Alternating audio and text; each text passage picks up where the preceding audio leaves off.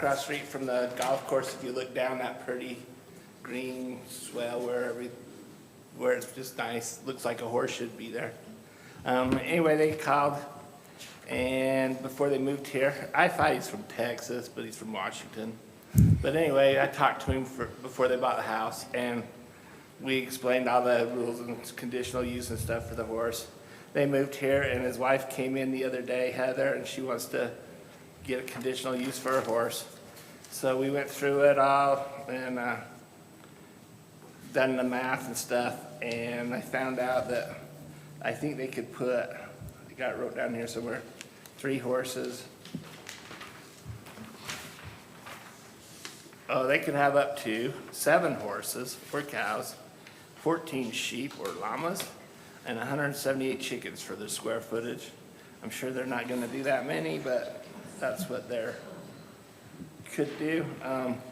They have plenty of ample area to build a structure for their horses to keep it away from the setbacks required for the house, any other structures to the neighbors or stuff. And based on everything I looked at, I really couldn't see any conditions, but it's your ball now. Any questions for staff? Is the applicant here? I believe so. There. Would you please come up so we could maybe ask some questions?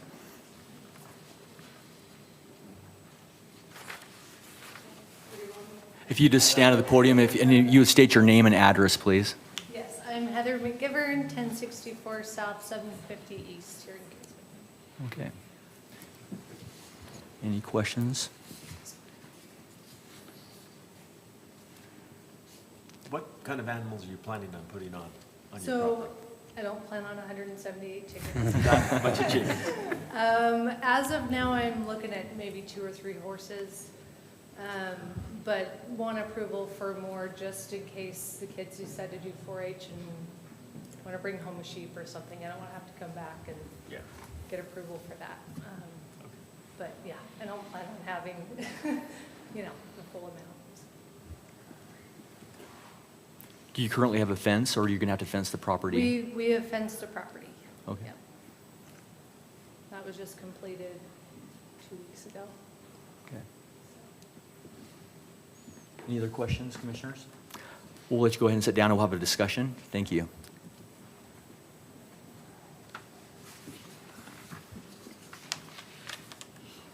Any thoughts, or are there any additional conditions to be placed upon this, or is the ordinance as is seem like it's sufficient?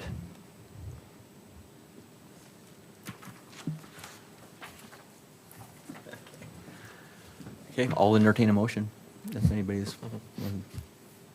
I'll make a motion to approve the conditional use for animals for Heather McGivern at 1064 South, 750 East, per the current standards for their zoning of R110 on that 1.78 acres.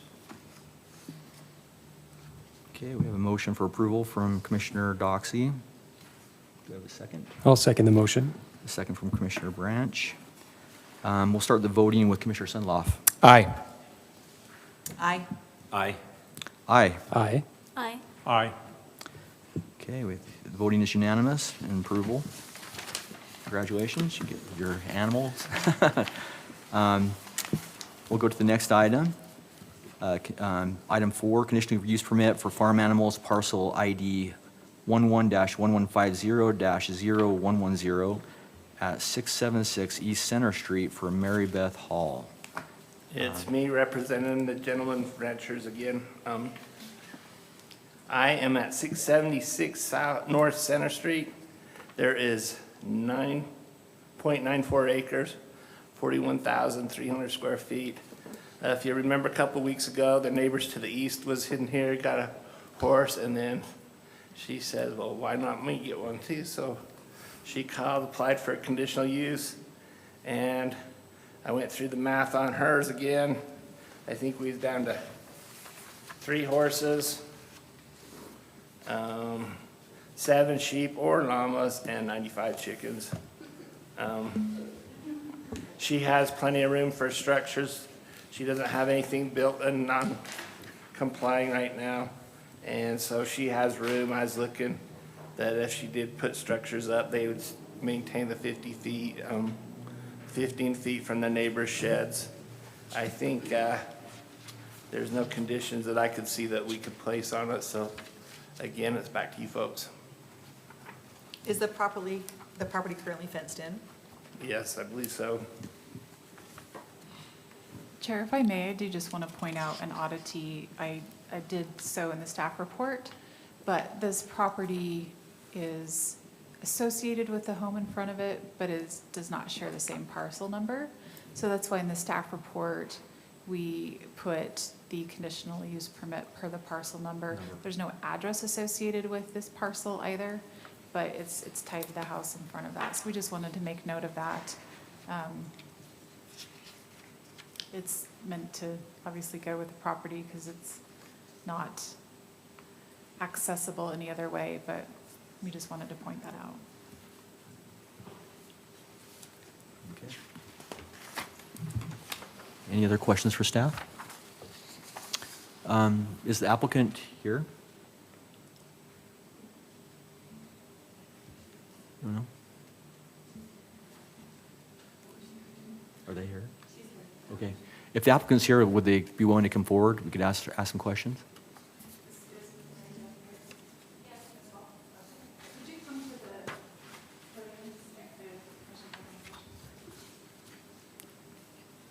If you could state your name and your address, please. Mary Beth Hall, 676 East Center Street, here in Kaysville. Thanks. And so, I mean, do you have anything to add to what the staff report is, or? No. Okay. So are you planning on having any animals right now, or just maybe to increase the value of your house or something when you're selling, or? I'm selling my home. Okay. And if I would like to be able to say, if you want to have horses, we can submit that it's with horses, the land. I mean, that they could have horses. Okay. And do you currently have a fence on your back of your property, or, okay. All right. Any other questions, commissioners? Okay, I think you can go ahead and sit back down then, thanks. Thank you. Again, as the staff mentioned, we approved the conditional use at the neighbor just recently, so are there any other conditions that need to be added? I don't think we oppose any conditions in the neighbor.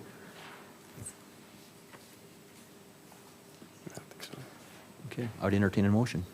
I'll make a motion that we approve a conditional use permit for farm animals at 676 North Center Street with no additional conditions beyond those that are currently in the code as stated in the staff report. Okay, we have a motion to approve from Commissioner Sundloff. Do we have a second? I'll second the motion. Okay, second from Commissioner Keach. We'll start with Commissioner Keach. Aye. Aye. Aye. Aye. Aye. Aye. Aye. Okay, the voting is unanimous in the affirmative, so the motion passes. We go to the next item. We have a final plat subdivision approval for Merrill Estates from Mark Lund and Kelly White for the property at 478 South Main Street. And we'll turn the time over to the staff for their report on this item. Again, this is mine to present. This is the 478 South Main. It is, they submitted for a final plat. Our engineers looked at it. Staff's looked at it. Everybody's looked at it. It all meets the required setbacks, lot sizes, and frontage for the preliminary plat as well. It's exactly the same. The lots range from 8,001 square feet to 8,007. They all have the minimum required 60-foot frontage. Everything's tidy and just like it was on the preliminary plat. We see no reason why this would be recommended for approval. Okay.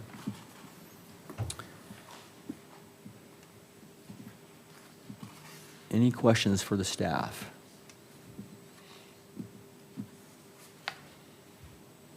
Would applicants like to come up for just a second? We could ask some questions. You need to state your name. Kelly White. Mark Lund. All right. Good to see you guys again. You're not happy to be here. I'm really happy to be Oh. here. So this is kind of more of a formality, but any other comments or anything about the final plat? Let the engineers do their job. Okay. Staff is recommending that everything's in accordance to the plat, the rules and ordinance, so the commissioners have any questions about the final plat? Okay, go ahead and sit down. Thank you. Thank you.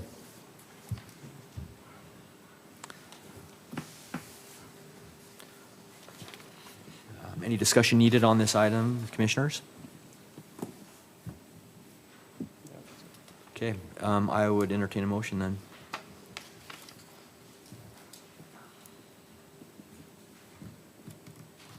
I'll make a motion to approve the final plat subdivision for Merrill Estates located at 478 South Main Street for, again, final plat for this subdivision for Mark Lund and Kelly White as presented by staff. Perfect, so we have a motion to approve by Commissioner Doxey. We have a I'll second that. And we got a second from Commissioner Lott. We'll start the voting with Commissioner Doxey. Aye. Aye. Aye. Aye. Aye. Aye. Aye. All right, the voting is in the affirmative, unanimous in the affirmative, so motion passes. All right, now we do have this next item, we'll have a public hearing, so we'll go ahead with the staff report, and then we'll have some discussion, or we'll have some questions for the applicant. After that, we will open the public hearing, and then we'll close the public hearing. We'll have the applicant back up to respond to any questions that were asked, and then we'll have some discussion. So just kind of so you know how this will go. So we'll turn the time over to the staff now for the report. Thank you, and appreciate the members of the audience that are here this evening. Just a couple of things to let the public know how rezones work. The Planning Commission is what we call a recommending body. So they will hear the presentation tonight, they've received a staff report, they'll hear the public comments that are made during the public hearing portion, and then they'll recommend the rezone either be approved or denied, and then they'll send that recommendation on to the City Council, who is the one who makes the decision about the rezone.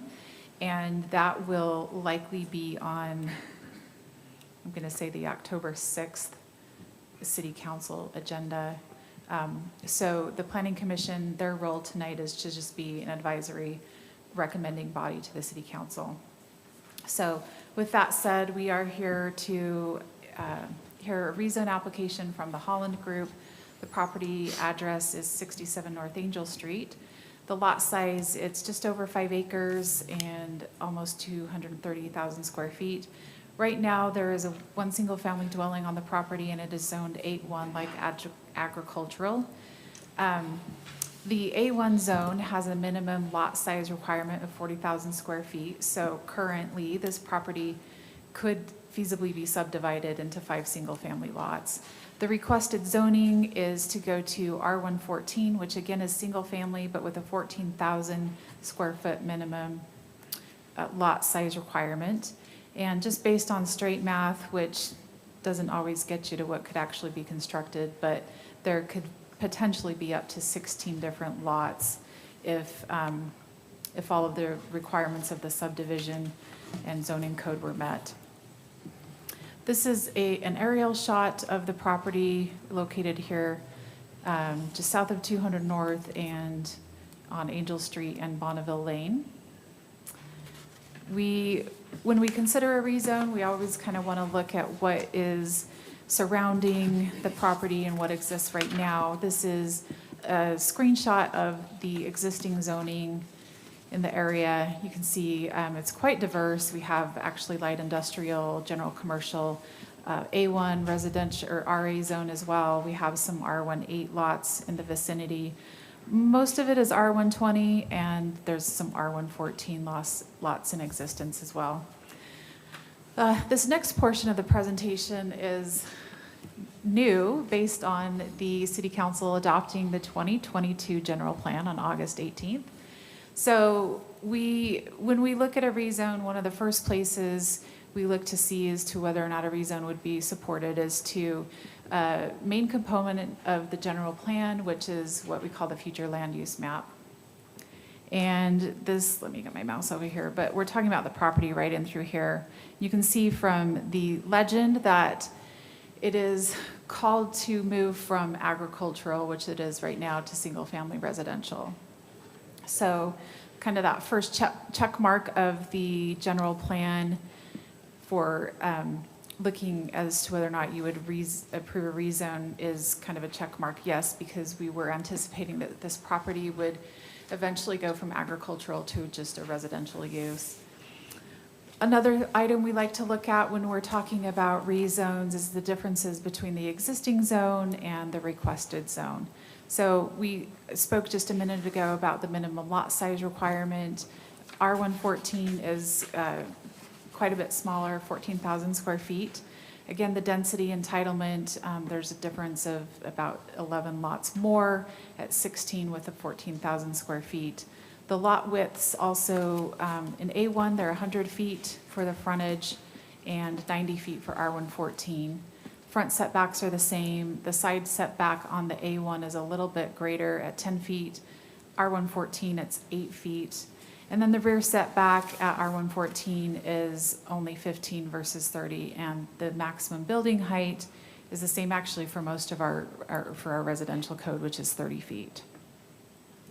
The applicant did submit a drawing, just a kind of a first attempt at a subdivision, and you can see here that he's showing 10 lots, trying to carve out this existing home right here to have that home remain, and the rest of those would just become buildable lots. Based on the information provided in the staff report, there is adequate elements in the general plan to support this rezone, and staff is recommending the Planning Commission forward a recommendation of approval for the rezone of 67 North Angel Street to R114. So if there's any questions, I can answer.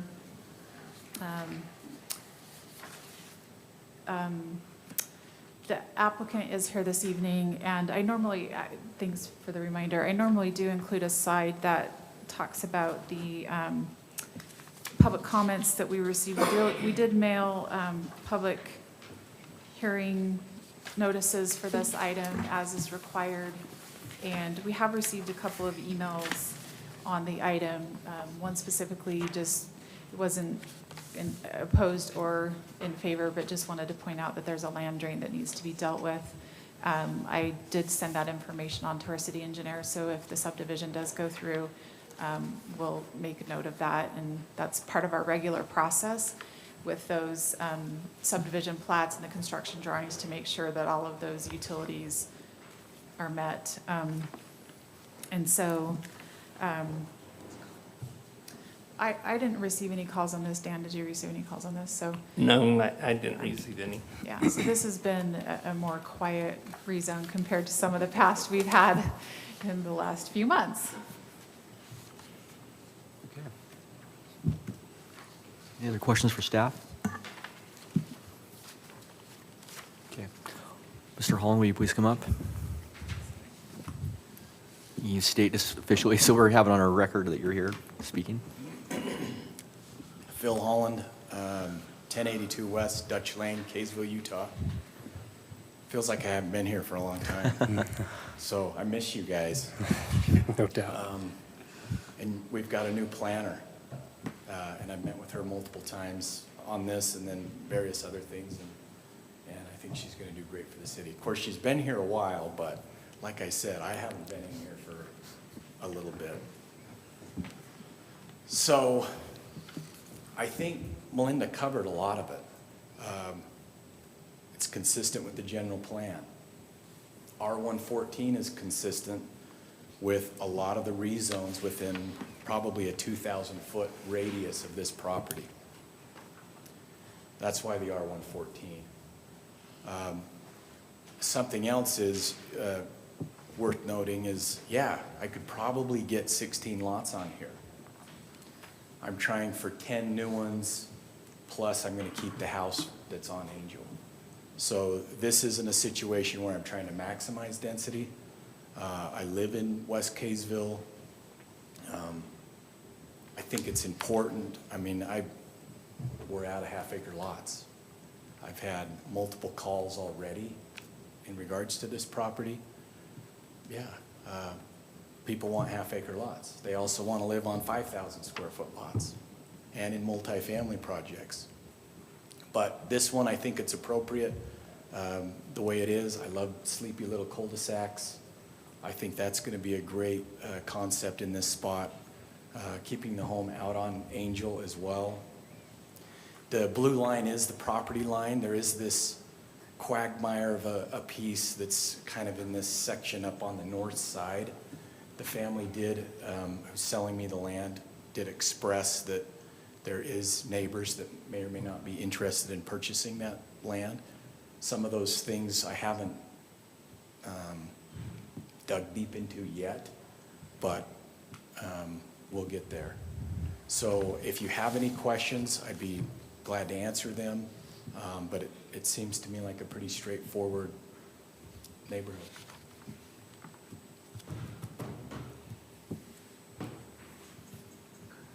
I have a question. Yeah. So you mentioned just in talking that you wanted to do 10 new ones, but then in the staff report, it said that you wanted to keep the existing lot number 1. Oh, you're right. So what, So If I were your 10 neighbor, I'd be- total. 10 What? total. 10 total, okay. One being the existing home.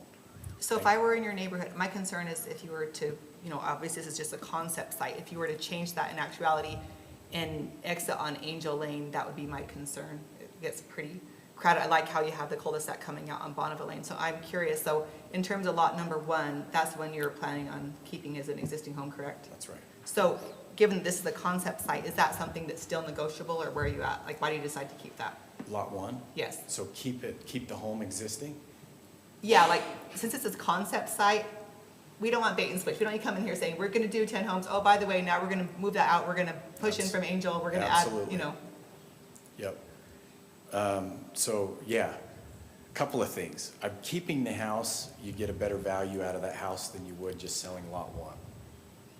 Number 2, I would not do a bait and switch in my own neighborhood. So I totally hear you, and developers have done that in the past, all throughout the world. It's important to me to have a property that's consistent with the neighborhood. My intention is not to slip any more lots in here. No, we have not finalized, this is a concept plan, you're totally right.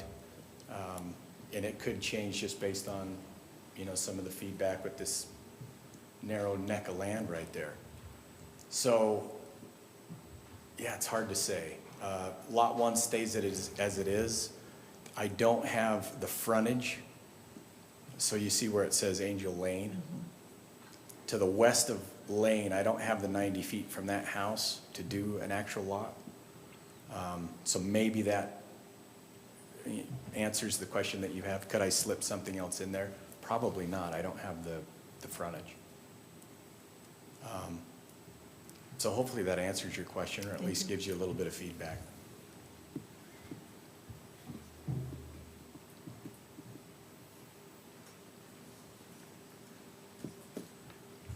Thanks. Go ahead, sit down. Yep.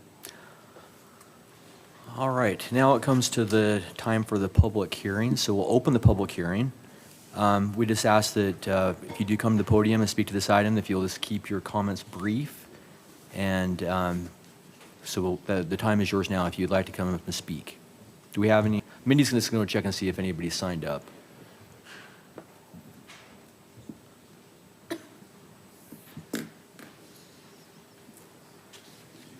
My name is Dennis Forbush. It's 127 North Angel Street. So I'm the neighbor directly on the north of all this, on the north of the quagmire. So the quagmire is a lane that was, I think, a utility corridor before everything, before Bonneville Lane went in, anything. So if you go there, that's where our irrigation water comes from. The head gates, there's 4 head gates that feed water to the back of my property. So the ditch company, the water shares, has to come down that road. It's got about an 18-inch pipe in it, comes off the main irrigation line.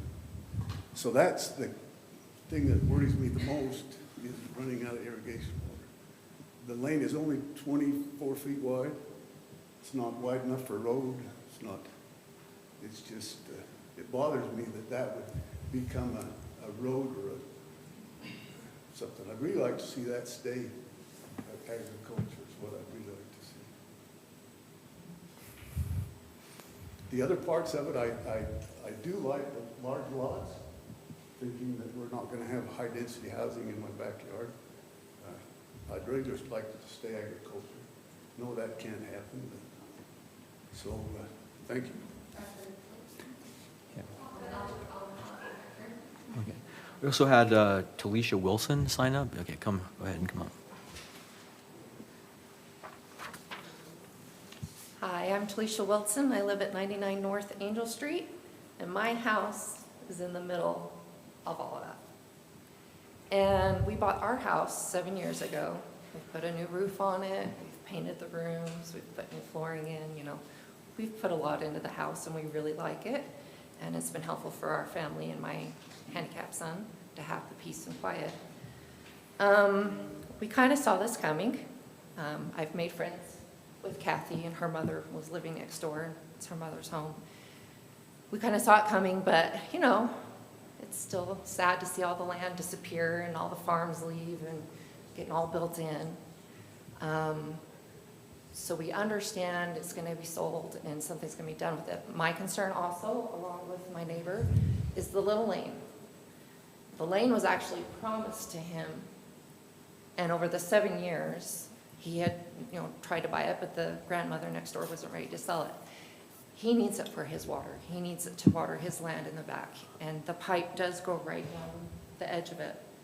And so he wants that land, and as it looks, it's being sold to someone else and not given an opportunity to him or I to buy the little lane that's just between us, because we'd rather have it as part of one of our properties instead of it being a road. So me and him share the same interest with this little lane, that he needs it and he would like to have an opportunity to have it. If not, me and my husband have talked about getting a loan. We don't want a payment, but we also don't want a road down the middle of that. The half acres I do like better. I do not want duplexes. I do not want apartments, so I do like the half acres. I do like that they're keeping the little house because it is original to that street. It's original to the street when it was just gravel before it became paved. My husband's dad also owned some land on Angel years ago, and so we're Kaysville people for, actually my husband's the 4th generation to go to Davis. Our kid's the 5th. You know, this is our neighborhood, and we want to try to keep it some agriculture somewhere. I kind of would like to propose that they not only keep the little house, but keep the barn and keep the stables and sell that as an A zone. So we still have a couple of houses in a row that are A zone, that they can have horses and still have that feel of what West Kaysville is. And we understand the back of it will probably get developed, but I personally rather keep my side all A zone next to me and not have the 3 properties. That's my preference. So it's mostly the flag lot, little lane thing that I'm concerned about, and then I would prefer to have farmland next to me, not a whole bunch of houses. So that's my 2 cents. And my husband did send in an email, so. Yes, we've seen the comments, yeah, thank you. Thank you. All right. So those are the two that we had sign up. I'll allow, someone else if you want to come up, if you want to speak, but you need to come to the podium if you want to speak, though. I didn't sign up. I didn't intend to speak, but I'm Law's oldest daughter. I can give you some background. Yeah, if you want to comment, though, please come up, though. I mean, I'll allow you to comment, so come up.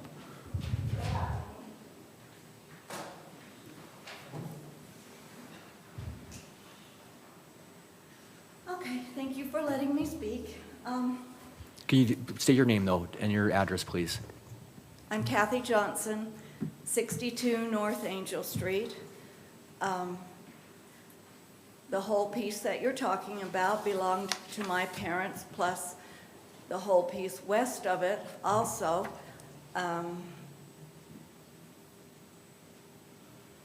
Anyway, we've lived there and loved it and done all the things that you can do when you're in the county, when you're not surrounded by subdivisions. But over the years, Mom and Dad have got older. Dad couldn't do the farm anymore. He couldn't bale the hay, so my husband and I have done that, and some with my brothers and sisters. Anyway, on Bonneville Lane on the south, a man named Sam Visarelli used to own all that land clear down to the road. Is it Wellington or somewhere down there? Anyway, and he was a grower for Albertsons, and he grew all kinds of crops and hay and stuff. Eventually, he got to where he couldn't do it anymore, so he sold his land. They put in Bonneville Lane. They added all the subdivision there. Then we were talking with my mom and Dad, and Dad's going, how am I going to get the tractor? How am I going to get the swather down between the fence that they had and the barn and stuff, because they didn't have any access anymore. So my husband and I encouraged them, came up with the idea, why don't you keep 25 feet on that side so that that's the way you can get down with the big swathers and the balers. And we just had the hay cut down there a couple of days ago. Tomorrow there will be a big baler in there, and that's the purpose for that 25 feet. We never intended it to be a road. We hope that Dennis and Talisha can work out to have that land, because they have to have it and have that land at a fair price, not an inflated price because of the price of the rest of the family. I think that they deserve that, and that was the intent. As far as taking down Mom and Dad's house, we wanted to buy it. We would have done exactly what he says he's going to do, but it didn't work out for us. We live in the very corner directly across the street. That's our house, where we look across the road at Mom and Dad's stuff and Mom and Dad's house forever.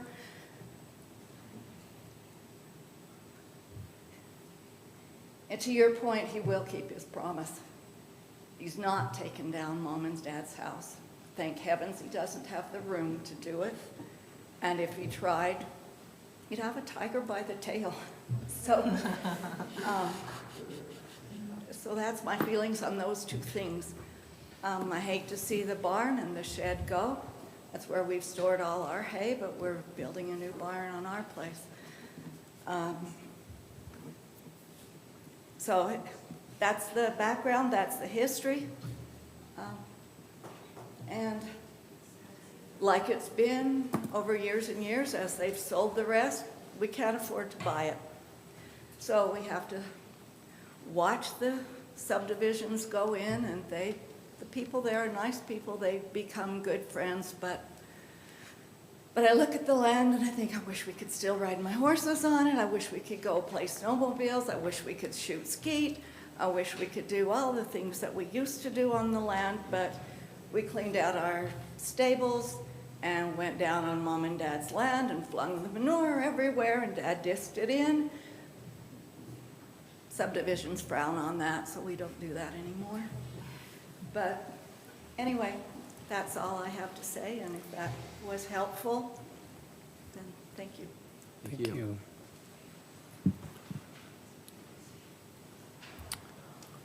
All right, we'll close the public hearing. I'll have Mr. Holland come back up if you'd like to respond to any of the comments, or we'll give you a chance if you want. Do you want to say anything more? Unless there's questions for me, I can stand back. Okay, all right. And then I guess we'll just have a discussion amongst the commissioners. Do you want to see if anyone else wants to speak and then close the hearing? Oh, I did say I closed it, but I mean, I'll. Oh, you did? I did, Okay. so. Perfect. I missed that. Okay.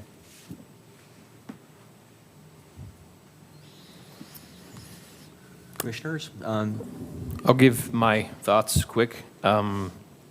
So I think, let's say hypothetically in 15 or 20 years, someone were to drive down this street and drive by the concept subdivision and have it actually be built and be existing.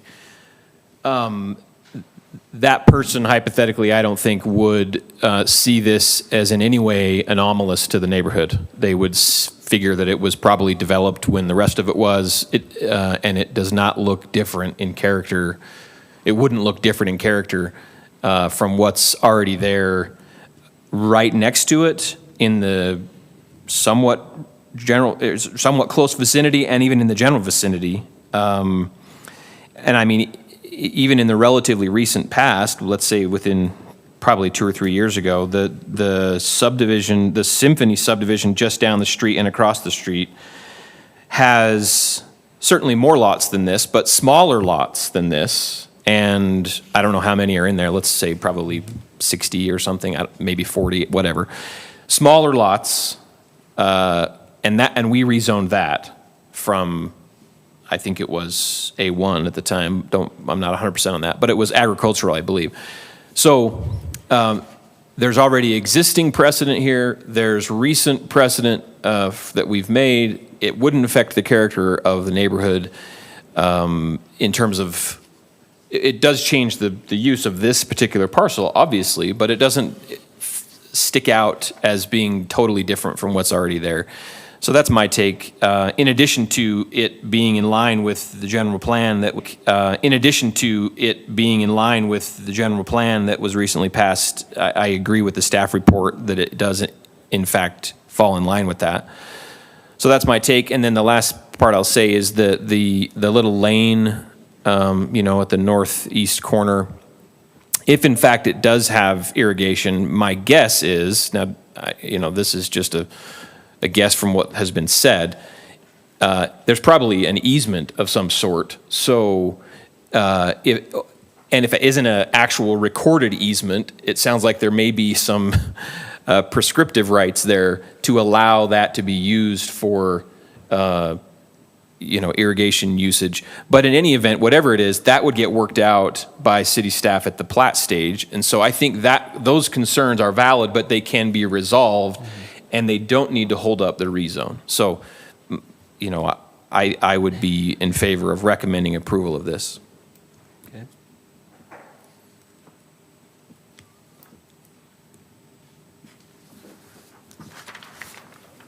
Just real quickly, can you tell me what they are, 1 through 14? What's the 1 through 14? To be able to put 10 houses instead of 1. 10 or 9 houses? So our 114 is a zoning code that the city has, and it means that any lot that is subdivided has to be at least 14,000 square feet. Can you go back a Yeah. few? I think that's something that Mr. Holland mentioned, is he could squeeze more homes in there.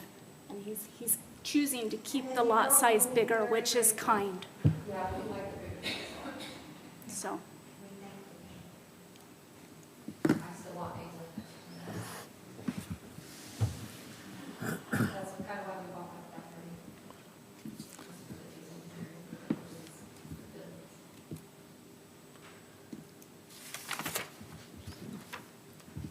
So I agree with Josh's comments.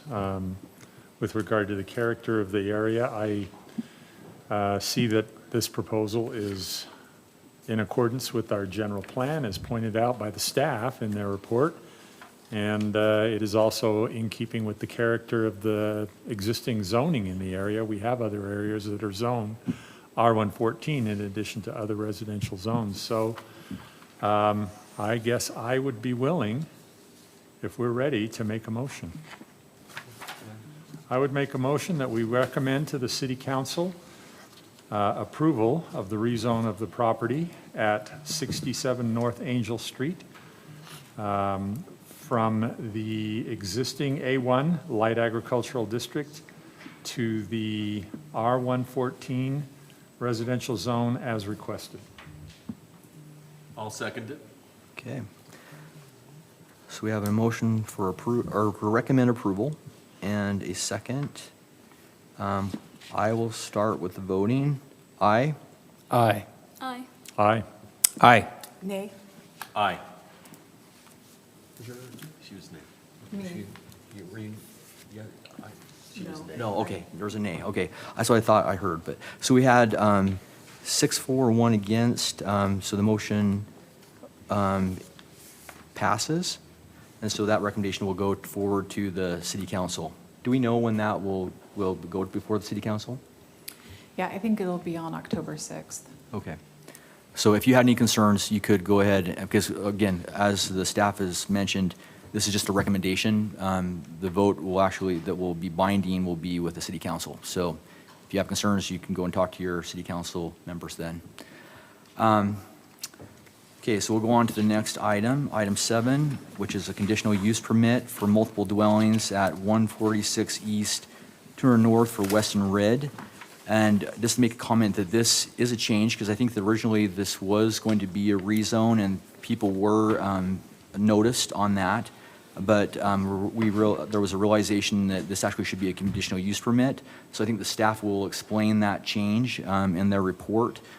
So that's the reason we're not necessarily allowing public comment. But again, if you want to speak to this, I would encourage you to speak in the call to public, which would be, a couple items down the line. Thank you. Yeah, so I think this is the portion of the evening, we probably have several people here because we did mail out public hearing notices stating that we were going to have a rezone. When we were drafting the staff report, I'll just say, looking with a new lens at our zoning code and the way it's written, both myself and the city attorney came to the conclusion that this is what's called a conditional use within the zone, and therefore a rezone was not necessary. So let me just give a little bit more explanation on that, but in case law and in state statute and in our zoning code, if you list something as a conditional use, essentially you permit that use, but you may assign particular conditions to the use because it may have a little bit more of an impact on a neighborhood or an area than permitted uses. So that being said, I think what this whole discussion tonight will probably upset quite a few people. I understand that this is one of the elements of my job that I don't like. We don't like upsetting people, but essentially I feel like we're dealing with some zoning code that was very poorly written. And I understand that the intent may have been to not have any more multiple family dwellings come in, but that's not what the code says. So the legal opinion has been that because the way the code is written, that multiple family dwellings are allowed under the RD zone and up to 6 units. So that's the standpoint that we have written this staff report for, and why we changed the agenda. I mean, we had our draft agenda that had the public hearing on there, but we changed that to a conditional use permit. And then going back to the item we just heard on the Angel Street, that was a legislative item, a rezone. We had a public hearing on that. Conditional use permits are what we call administrative functions. We don't hold public hearings on those. So my apologies to those people who were mailed a notice and received a notice about the item tonight. We won't have the rezone or the public hearing, but we will go through the item, and then the Planning Commission has received all of the comments that have been submitted through our online form and through our email based on this item. So they have that to reference in case there are particular conditions that they would like to assign to this item. But with that, I'll just kind of go through the application that we have before us. Property is 146 East, 200 North. It's currently owned by Weston Ridd, and he's seeking a conditional use permit to do multiple family dwellings. It's zoned RD, the diverse residential district. The lot size is 0.59 acres, 25,700 feet, or, yeah, 25, there's an extra zero on there. 25,700 feet. Sorry about the extra zero. There is right now one single-family dwelling that exists on the site, and then based on what the conditional use portion says, the density entitlement would be 6 multiple-family dwellings. This is just an aerial shot of the site, shows that single-family home in the front facing north on 200 North, and then the backyard, which shows, looks like a bunch of trailers. This is, again, we want to look at just kind of what's going around in the neighborhood.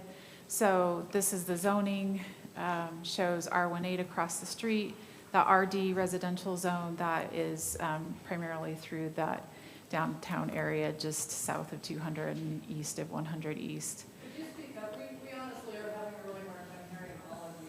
Could you talk a little louder into your microphone? Sure.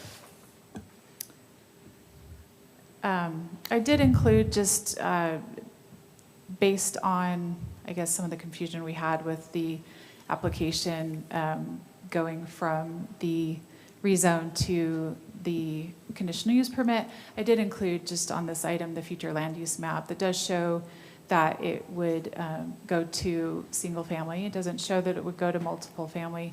But again, the decision or the legal opinion that the RD zone allows those multiple family dwellings as a conditional use.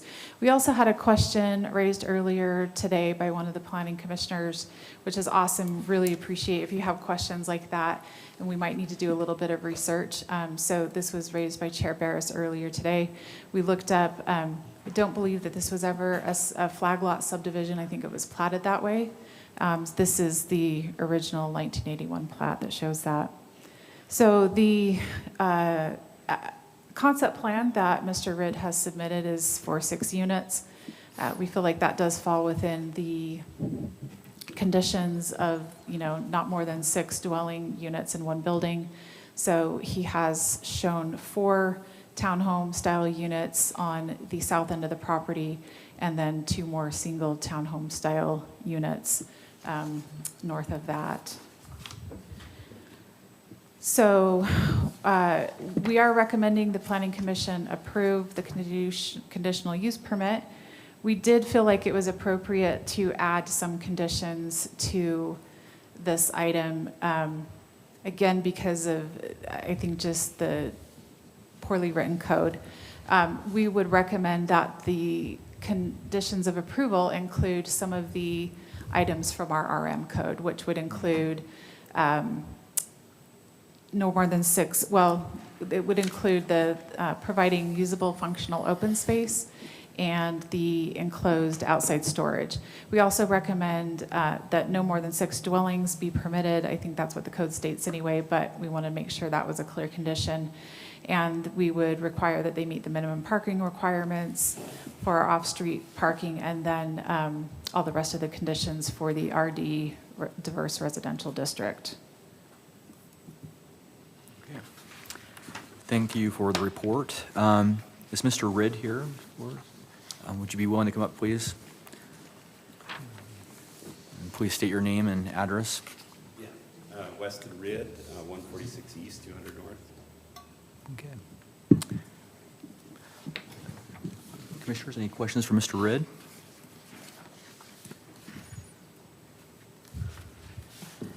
Just a question. Yeah. Did you consider any other type of, maybe a mixed use on this site, since it's right on Second North? Would I consider, or did Have I? you, did you consider that? I'm just curious. At If one there point was I other did, options. But not this go around, no. Okay. Yeah. You're saying like a business? like- Combination office, retail with the housing? Mhm. Yeah. Interesting. Yeah, thank you. Do you currently reside in the house that's on the property? No, I live around the corner from it. I've lived there for 17 years, so I'm in the neighborhood. Okay, so you know in terms of like parking and how challenging it is to get on 200 North. Explain a little bit about how, like, the ideology around the parking spaces and how that's gonna work, and so that you can avoid having, extras parked on Sure, 200 we can go North. back to the slide. So as you pull in, 200 North obviously sits on the right side if you're looking at that. Pull in and there's parking spaces right there, so they can actually pull in, back out, and they can go out forward rather than pull out backward, which is all the rest of the homes along 200 North need to do, is back out onto that, which is a lot more hazardous than coming out, facing forward. So I think just that alone is very helpful. And then, of course, they all have their garages and that they can pull into and back out of. But all of the traffic is coming, out forward as they're coming out. So I feel like that's helpful. As you're turning right there is the light there that helps with turning right, so it's not as bad of a traffic issue. Yes, it would be hard to turn left Yeah, there. like almost impossible, but you have Yeah. one house next to the light. Mhm. But turning right is More very feasible. manageable. Yeah. So is a total then of 12 stalls, is that, so you have the little garage and then that's additional, is that the That's total? correct. Two per unit is 2 parking stalls per unit, including the garages. I'm just curious, one of the public comments that were submitted was to basically go check it out, talk to the crossing guard. And so I did just that on Tuesday afternoon during after-school times. And I'd say a zoo is an understatement. I talked to the crossing guard. He's been doing it for 9 years. And he says that the traffic has easily doubled, if not more so. He was strongly opposed to it, and he's not opposed to using his name. It was William Oscar Swalberg, so Bill Swalberg. But the reason why I bring that up is because the light there is long. Like, when you come out of the library's right there, there's a dental office right there, there's other duplexes and so forth. And to your point, I was witnessing cars trying to back up. I like the idea that you have them to be able to come out, and even though they'll have to turn right, it's pretty much impossible to turn left. I think that was smart planning in terms of your end. That was a crossing guard's main concern, is how are these cars going to get out, and how are they going to park? And I can't imagine any more cars blocking the line of vision, especially when it comes to the kids. So I was just curious, to his point about asking if you've looked at any other structures, just in terms of parking. So if they were to have guests, or if they were to have more than 2 cars per unit, I just don't know where the additional cars would go and what that would look like, especially when there's a crosswalk just like one house over. The visibility is already pretty low. The crossing guard said multiple cars speed through that light. The speed limit's 30, rarely do cars go 30. He tried to submit it to he said city officials, so I don't know if that was the police officers, and their response was, we'll get the license plate, as he's trying to navigate these kids across the street. So those are just some of the things that come to mind in terms of, you've lived in the neighborhood, so that's compelling. I'm just curious if you have any thoughts on. Well, I mean, just a comment to that. I mean, I think it'd be nice to do something else with that intersection, some other way of crossing the road. Obviously that's a completely separate agenda and completely separate direction, but it's going to continue to be a problem. Everywhere is getting developed, right? And so, and many people are coming down 200 North from other areas. And so the influx of traffic is going to continue to be a problem. And so I would suggest, that something else be done for crossing that, whether it be an elevated crosswalk or something like that in that area would be really nice. Again, that's a separate agenda item, but I think that would be a good thing to propose, so.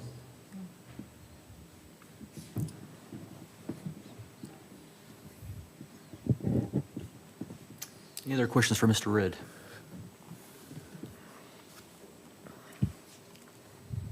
I got a question for Melinda. Yeah, me too. I don't know if it's the right time to ask. Sure. With this type of zoning, what's the maximum allowable housing units we could stick on this parcel? So based on what the paragraph on the conditional use says, I would say 6 units. 6? Yeah. You would say that's the max? Okay. Mhm. Yep. Thought it'd be- So I have a question as well, Melinda, so is this considered like a flag lot street? And are there any ordinances about a street being so close to a light and a crossing to another intersection? So we do have code that requires driveways be spaced a certain amount apart.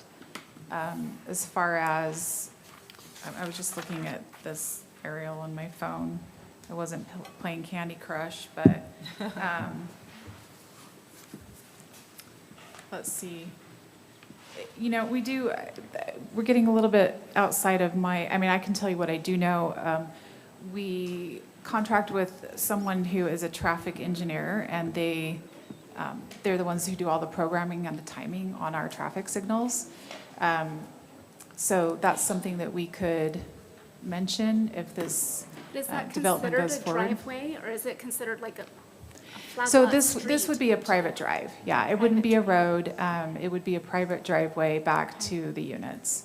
So it would be maintained by Mr. Ridd. And one of the things that we would address through the site plan process is we could ask that drive approach be located differently. I'm not sure exactly what our standards are for code on that, but that's part of what we would review when this would come in for site plan approval and the building plan approval. So, you know, that's something that we could talk about as staff and obviously work through with the applicant to see if we could mitigate, because it is close to that intersection. But there also is in existence a driveway right now. Yeah. And Will so the existing home go away then? my assumption is yes, the existing Yes, home that's would be the plan. demolished. But there is one other home Yeah, to the home west of sits- it. The home sits about where the green space, if you're looking at this. where So that the house sits. is about right here, right now. Correct, correct. And then this is that other home that That's a exists, that's duplex. not your property. Correct. Yeah. Sounds like Mr. I was just Jessup. gonna say that there are some numbers we have for driveways. It's 12 feet between driveways, which there's already a driveway for that existing house anyway that's Sure. maintenance. Then there's a 20-foot from the corners that's wrecking, but we're way further than 20 feet from that corner. So as far as driveways go and stuff, there's already one existing there that's in compliance. If they tear the house down, it looks to me like it's no different than what's existing and has been working. Yeah, and that's something, I mean, as you go forward and do finalize your site plan, that is something you may want to take into consideration is, you know, let me go back to your concept plan, but right now you're showing that drive approach on the you flip west it? side of the property. It may work out a little bit better to flip that and have it coming off of the east side and move the parking over here. I don't know how that might impact the rest of the design, but that's something you could look at doing to try and make that ingress egress function as best as possible. It is just a weird intersection. I mean, this is one of the things that we don't like to see is having these intersections that aren't lined up like that. But that's what exists and that's what we have. So we would just do the best as it comes through the site plan review process to get the best outcome.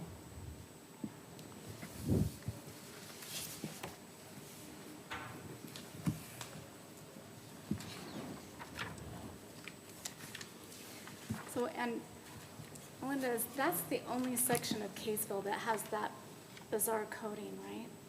Is that one little chunk? The RD. RD? Yeah, there's, I could pull up the zoning map, but yeah, it's just a few blocks downtown, yep. There is some history that goes along with that, and I think probably what you read in some of those comments, that the zone, when it was changed, I think it was changed in 98, it was changed again in 2006, and I do think that the intent was to not have more multiple family dwellings come through. But the attempt was a very poor one, and the code is written such that it just doesn't, it's not how things work, it's not very clear, and it's, to me, if you don't want to have a multiple family dwelling, you do not list it as a conditional use. They should have, if that was their intent, they should have completely removed that entire paragraph. Instead, they tried to weirdly state that anything that existed before that zone was changed, that it would be a non-conforming use, but that would be a conditional use. And they didn't make anyone come through back in 2006 and get a conditional use permit for all of those items that were in existence, and you couldn't have done that anyway, but I think they were trying to say we're grandfathering this in, but what they really did was listed it as a conditional use. And so in land use law and case law, generally what happens is if something is vague or ambiguous, you err on the side of the applicant or the private property rights. And so in this case, through that lens, that's where we arrived at the attorney's opinion.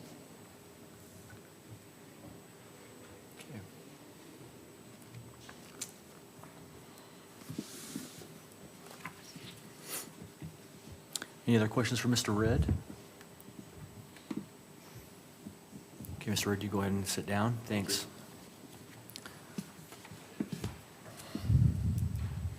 Okay, so they put out the conditions here that they're recommending. To the commissioners, do you feel like these are sufficient, or are there additional conditions you'd like to impose? Mr. Chair, can I make a comment? Yeah, go ahead. So it's actually, I'd like to make a motion that's procedural, not substantive on the item. Okay. Just because there was a change of course from when it was noticed, and because if I do the math, we might have 9 people at the very most who would comment, and I'm guessing it'll be less than that. I'd like to make a motion that we allow comment from the public right now, keeping in mind that this is, as the staff has interpreted, a administrative item, and I'll save my comments for that in a moment. But I think there's been an expectation from the citizens, the neighbors, that they were going to at least be able to come in here and make comments, not at the end after the decision's already been made. So I just make a motion that we allow those who want to speak, and then we can have a discussion. I second the motion. Okay. We'll have to vote on this. Start with Commissioner Branch. Aye. Aye. I just want to explain, for administrative items, I'm not usually in favor of public comment because they're administrative and they're to be decided on the issues that relate specifically to the code. In this case, though, I think I'm going to vote in favor of what the motion is because the residents are here, they had an expectation, it was changed, and I think we're going to hear from them anyway when we have our open mic period, so I would vote aye. Aye. Aye. Aye. So motion passes. So we'll allow public comment. We'll just, by raise of hands, who would like to comment on this item? So we got 3 so far. Anybody else?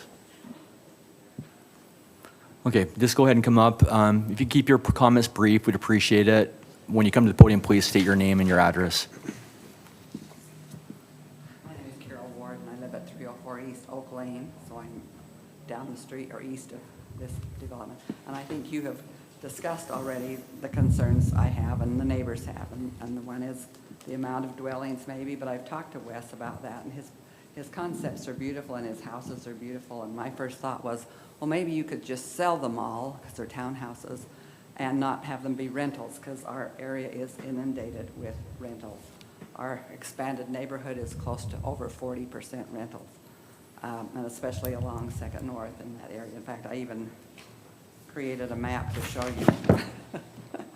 All the little white dots are rentals or duplexes or fourplexes. But in thinking about having them be bought out as houses and residential houses, I was concerned about that and thought that won't work either, because I know Wes will take care of his properties. He does. He's great. And if he were to sell them, they might be sold to somebody else who wanted to rent them, and then they might not take care of the properties. So our concerns are mainly the amount of dwellings that would be there, and the biggest concern is where it goes out onto 200 North. I visit quite often at the duplex next to there and have difficulty backing into one driveway and then, the other one frontwards, so I can go out onto 200 North front ways. Like Wes said, backing out is a nightmare. So he's tried to provide for that. But I think those are just the two issues that I'm concerned with, is the amount of, what am I trying to say? Multiple dwelling things in our area, and then the problem with the intersection and coming out onto a school crossing and getting out onto Second North. I tried to figure out even the number of cars that actually have to do that between all of the dwellings we have there, and it's a lot. So those are my two concerns, as long as, so I appreciate your time. Thank you.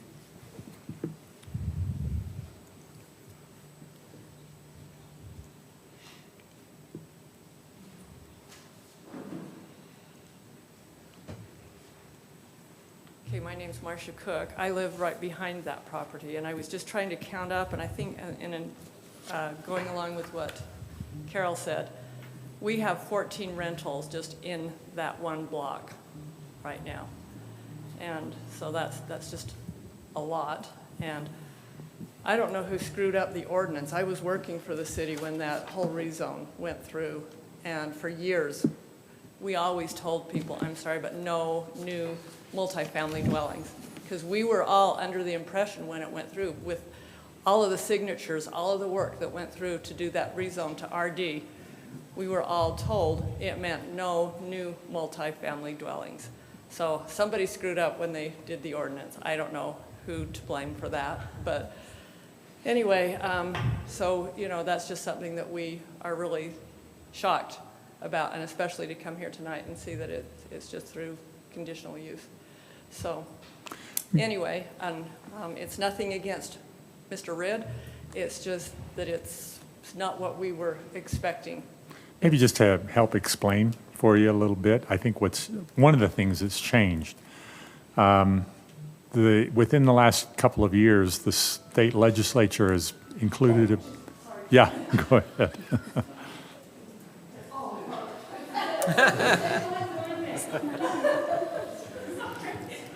I'm sorry.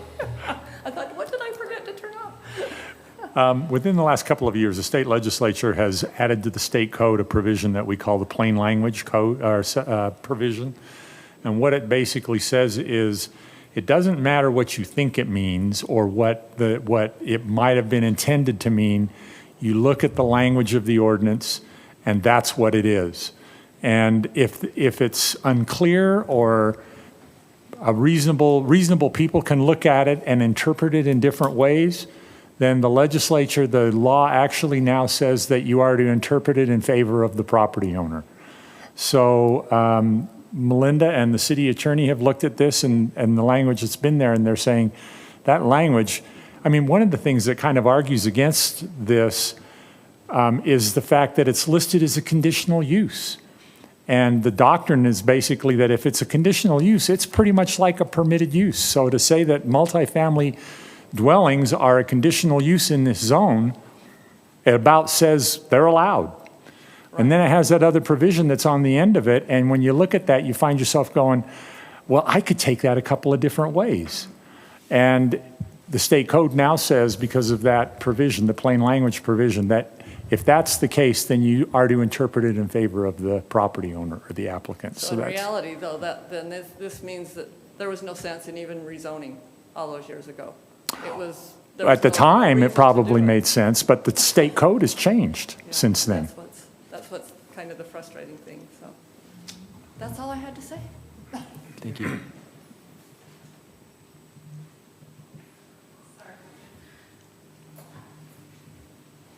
My name is Amanda Mitchell. I live at 185 North, 200 East, just around the corner from this.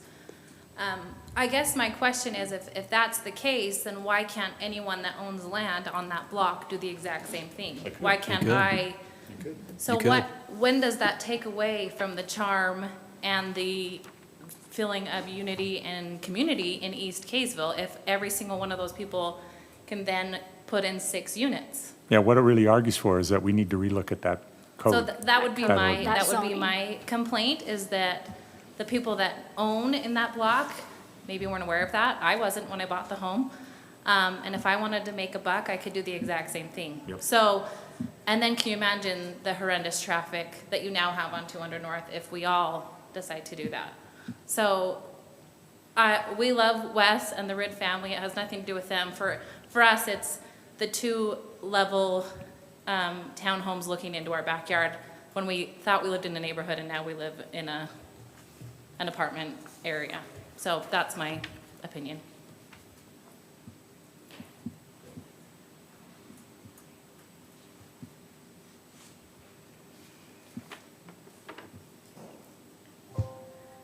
Linda Gerner, and I live at 133 East, 100 North. Our property is on the south side of Mr. Rid's property. We oppose multiple dwellings there for many of the same reasons already expressed here. Mostly the charm of the east side, the small-town feel that we've all come to know and love as Kaysville. My biggest concern continues to be the intersection. I watch school kids, we live directly across the street from Kaysville Elementary, and the only easy way for us to go out is out to 200 North, to the, and we always see such a hectic backlog of traffic, people turning left in multiple directions because of the library, because they're coming to the school.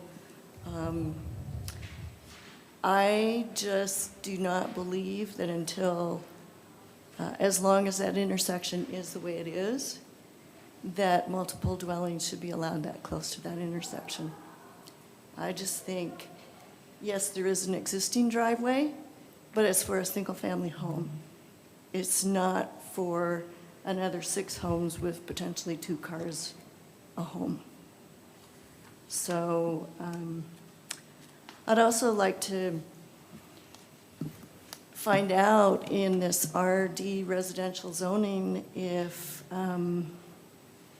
you're allowed to rent space on your property for RVs and trailers and tractors, because that's what it's being used for now.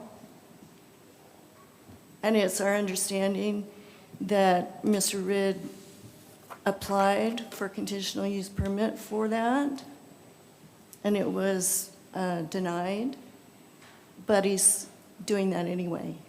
You can clearly see in the image that was sent out in our notice that that's what he's done. The spots are numbered.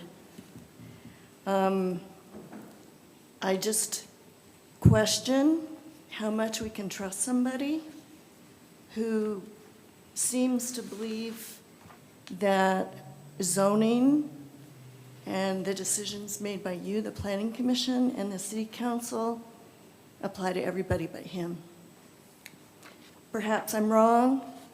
Perhaps there has been some agreement for this, but I really hope that you'll consider all of these facts, and especially how busy that intersection is and what the added 6 to 12 additional vehicles would mean.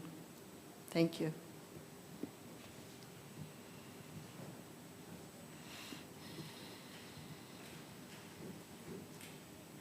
Hi, I'm Jason Larson, 277 East, 100 North. I'd like to speak in favor of this, and I see your next item on your agenda is going to be kind of pertinent. Kaysville City is woefully underrepresented with adequate moderate income housing. I don't know how to phrase it. And so with respect to my neighbors, this is a project that meets what the state is trying to suggest we do. And if Kaysville doesn't at some point start following some of the ordinances and laws that are passed by the federal government and the state government, then they're going to take away our zoning. And it'll come quick. And I think it would be better if we do zoning at the local level rather than at the federal level or the state level. But I think, you know, in your meeting a couple of weeks ago, you talked about how serious the state is getting towards being in compliance with a general plan. And this, I think, is really on point. And so I think not only should it be approved, it should be forwarded to the city council with, I don't know, a strenuous recommendation, something that might get them to understand that there's staff recommending and a planning commission who has a charge to follow the laws and has some expertise, because that's been a historic problem in Kaysville. So that's what I would say. Thanks. Thank you.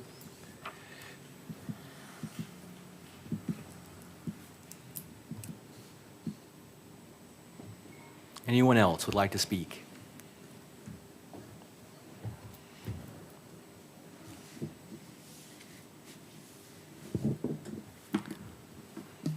All right. Would we go ahead, Wanda? If I could just, those of you in the audience that came this evening, just let me apologize for the lack of notice and the incorrect notice that was sent out. But when I was reviewing the staff reports this last Friday, our city attorney was not in. I couldn't get with him until Tuesday. We had the holiday weekend, and there just wasn't enough time to mail out an additional notice to let you know. So my apologies for that, but I do appreciate you caring and being here today, and for caring about what goes on in your neighborhood. So thank you for that. Mr. Chair, maybe just a clarification from the comments from the last speaker.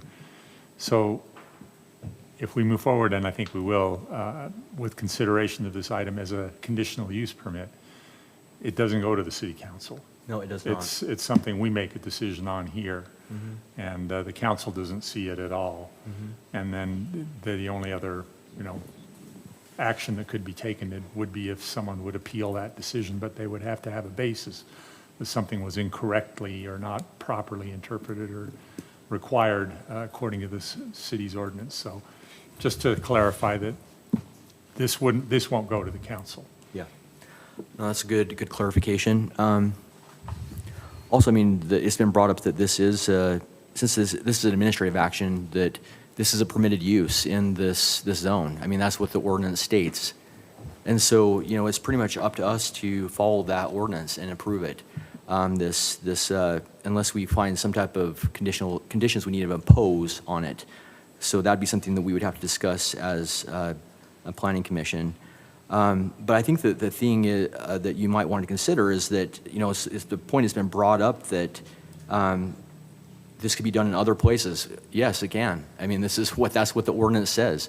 And so if you don't agree with that, then, you should be speaking with your city council members immediately and ask for them to change the language of the ordinance so that it would, be what was intended to limit this kind of housing. So, those are just a couple of comments, but yeah, as far as any other comments from the commissioners?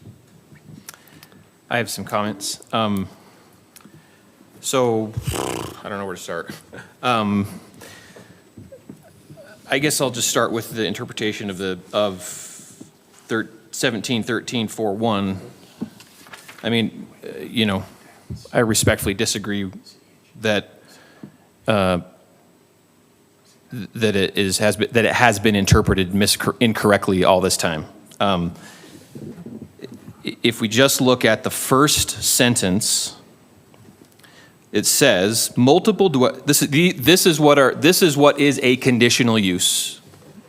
Multiple dwellings, not to exceed 6 dwellings units per building, legally existing upon the effective date of this chapter.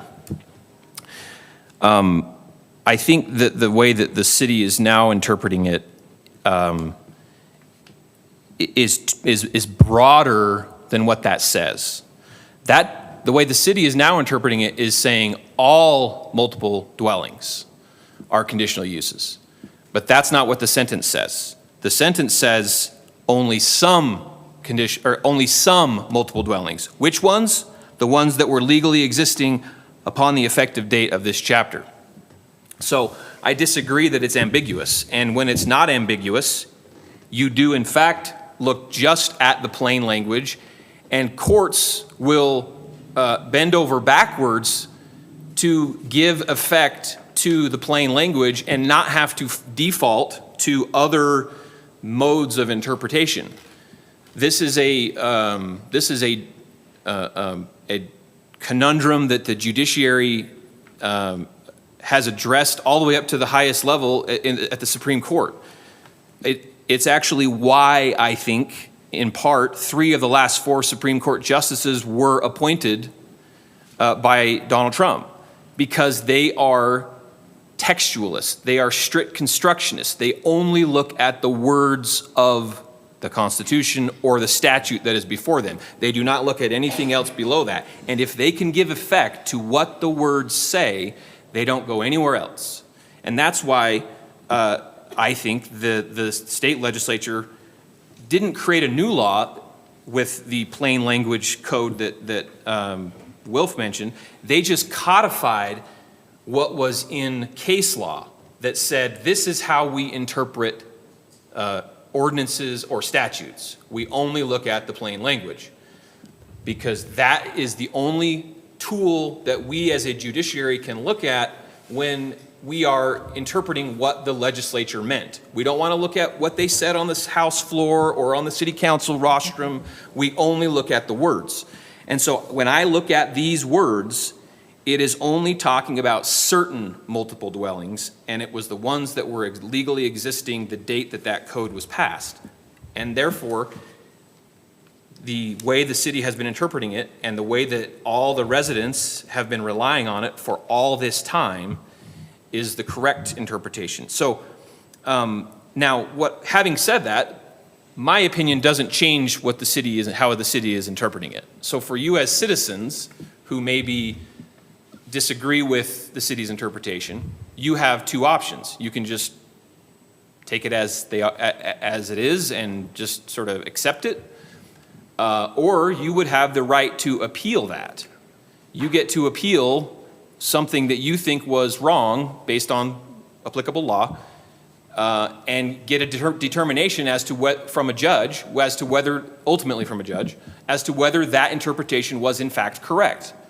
And I think you would find that a judge would apply many of the same things that I'm saying.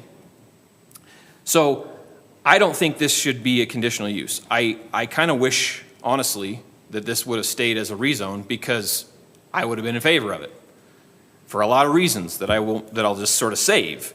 But I disagree that it's a conditional use for a lot of the reasons I've just said, and it opens the floodgates, yes, that have not previously been opened until a week ago or whenever that decision was made. And I think the City Council probably should address it in terms of clarifying to the citizens, but I don't think they need to change the words. The words say only the multiple dwellings that legally existed the date that that code was adopted, none others. It's not ambiguous, it's clear. This shouldn't be a conditional use. It should have been a rezone, and I would have recommended approval of it. And if I could jump in, I think Josh demonstrates the difference in opinion that exists about what this code says, because we have the staff that's saying one. Josh has articulated, I think, another interpretation that you could reasonably say, yeah, it could very well mean that. Who gets to decide? And I've looked over the city code really thoroughly. I have to say it's not real clear. But it appears to me that the duty to interpret the city's zoning code falls to the zoning administrator.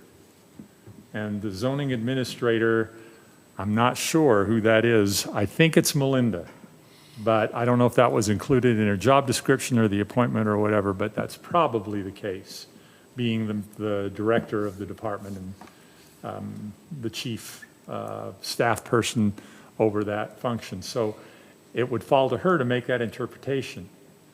And then the planning commission decides the conditional use aspect of that, not the interpretation. And if there are those who disagree with the interpretation, there is a process to appeal that.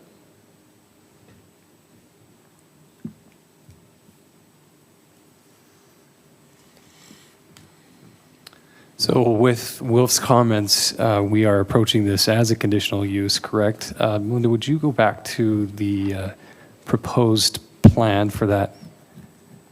Yeah, that one right there. So I appreciated Commissioner Keach's assessment on just the parking issue. I also traveled down by that area, and as I went there, there wouldn't have been anywhere else on 2nd North for anyone to park. And so of all the arguments and the statements that were submitted, I think that is the most concerning to me and compelling. And as we consider conditional use, I would be in favor of placing a condition that no more than 5 units be placed on this property to account for additional parking. Considering that it's not likely that any household will only have one vehicle, there's no way that you would be able to fit 2 vehicles per household on this property without them having to use the street as parking. So as we consider moving forward with this as a conditional use, that is a condition I would propose, that we limit the units to 5 rather than 6. I would also like to see if it'd be possible to redraw this so that the driveway is on the other side, putting it further away from the crosswalk, further away from the light, just flip-flopping that. I don't know if it's a possibility, but it'd make me feel a little bit better about the light and the crosswalk. If we could push that. Does that make sense? I don't know if I'm explaining myself well, but.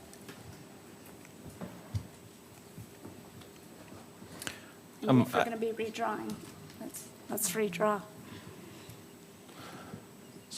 I have a couple comments on the on conditions in terms of, analyzing it as a conditional use, conditions that I think we should consider or propose. But probably only for the sake of those who may be interested in appealing the determination that this is a conditional use. Maybe I missed it, but I don't know if Melinda, if you answered this, but if you could just say, what was the city, either yours or Nick's or both of you together, or whoever else had had input on that? How did the city interpret the words legally existing upon the effective date of this chapter? Well, that's not a conditional use. That's a legal non-conforming use. Okay, I guess let me be more specific. So it says, like I said, multiple dwellings legally existing upon the effective date of this chapter. So I guess, yeah, maybe that is my question. How is the city interpreting which multiple dwellings we're talking about? Any multiple dwellings that currently exist in the RD zone. Okay, see, and so that, I guess that's the interpretation. That's where I disagree, because that's not what it says. They would not be considered a conditional use. They would be considered, if the intent was to not have them anymore, they would be considered a non-conforming use. Yeah, I So guess, yeah. I think it was just poor, it's probably a number of things. I think it was poor execution of code. I think over the years, case law has changed, state law has changed. But the overwhelming factor was if you don't want to have multiple family dwellings allowed, that paragraph shouldn't exist in the code under conditional uses, period. Yeah. And so I guess anyone who's interested in appealing this, what I would say is talk to an attorney, let them pick apart however they want. But I think the plain language of the code doesn't open the door to any multiple dwelling unit. It specifically says, I get that it's listed under conditional uses, so maybe that's in favor of the city's interpretation. So, that's a concession you'd have to deal with as an appellant. But it only talks about multiple dwellings that legally existed at the time the code was passed. So now, let me move on to my conditions, given that that's what we have to look at it under the city's interpretation.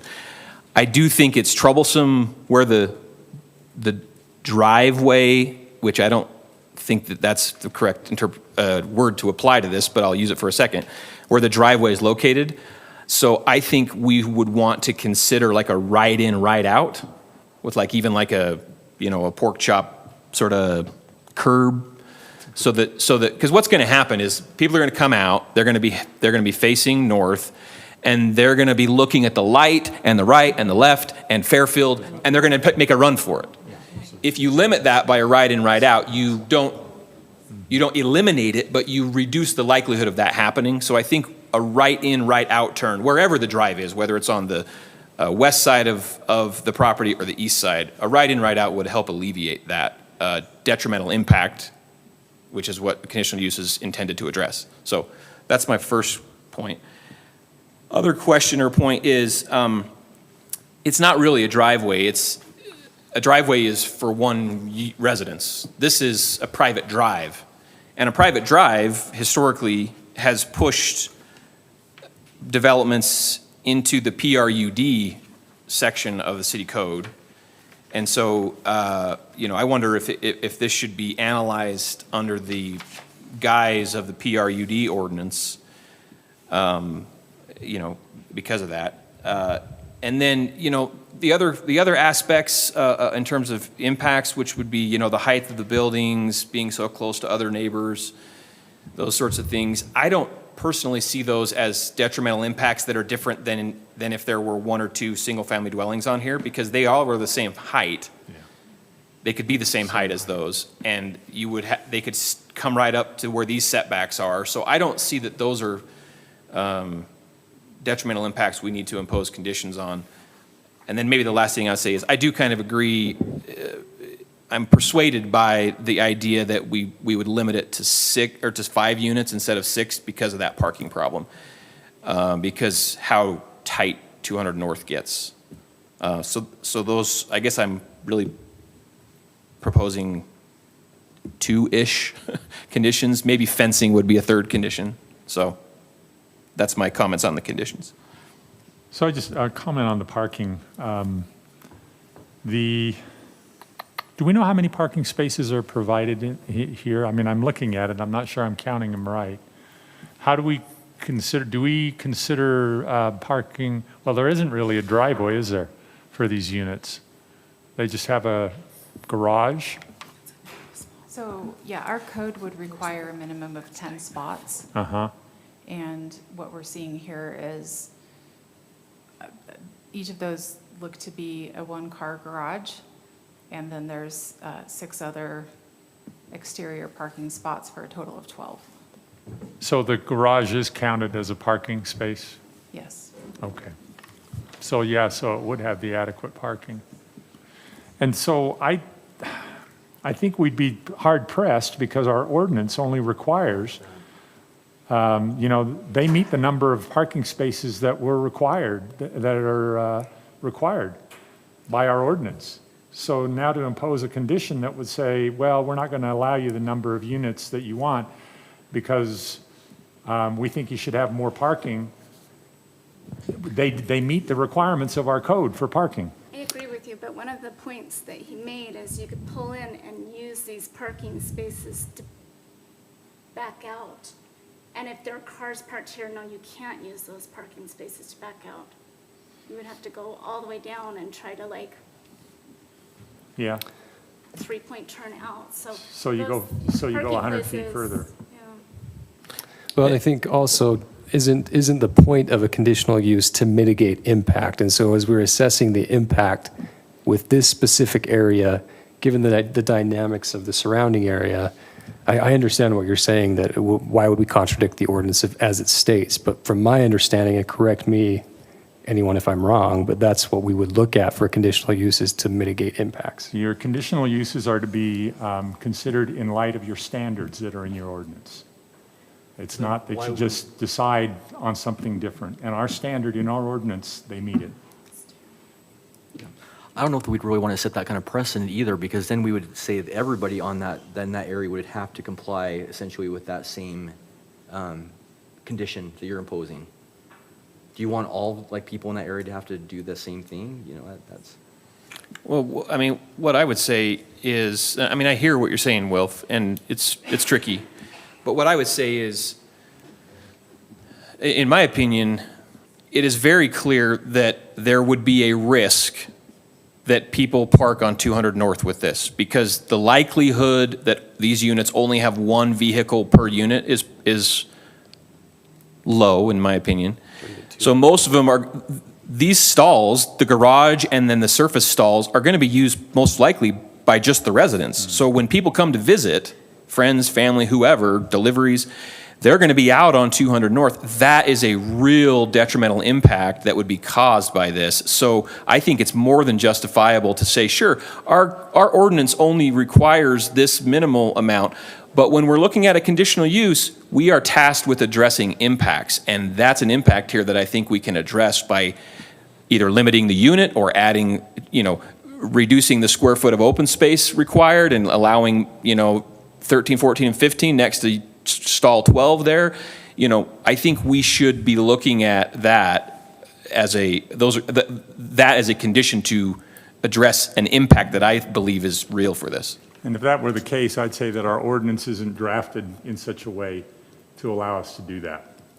We just flat out say that this number of units shall have this number of parking spaces. End of discussion. That's all our ordinance says. That's our standard in our code, and the state code does say that you're to decide conditional uses based upon the standards in your ordinance. With that being said, for example, parking lot, for parking stall number 1 and number 6, is there, going back to law, is there a provision or something that talks about how wide those spaces need to be? Because from the onset, it looks like they're pretty, you do that compared to the garage, maybe it'll fit a motorcycle. It's just hard to say, I can't tell from the drawing how wide that is. I think there is our dimension requirements in our ordinance. I think they're Okay. probably 9 foot by 18 foot, so it'd have to be at least that. Okay.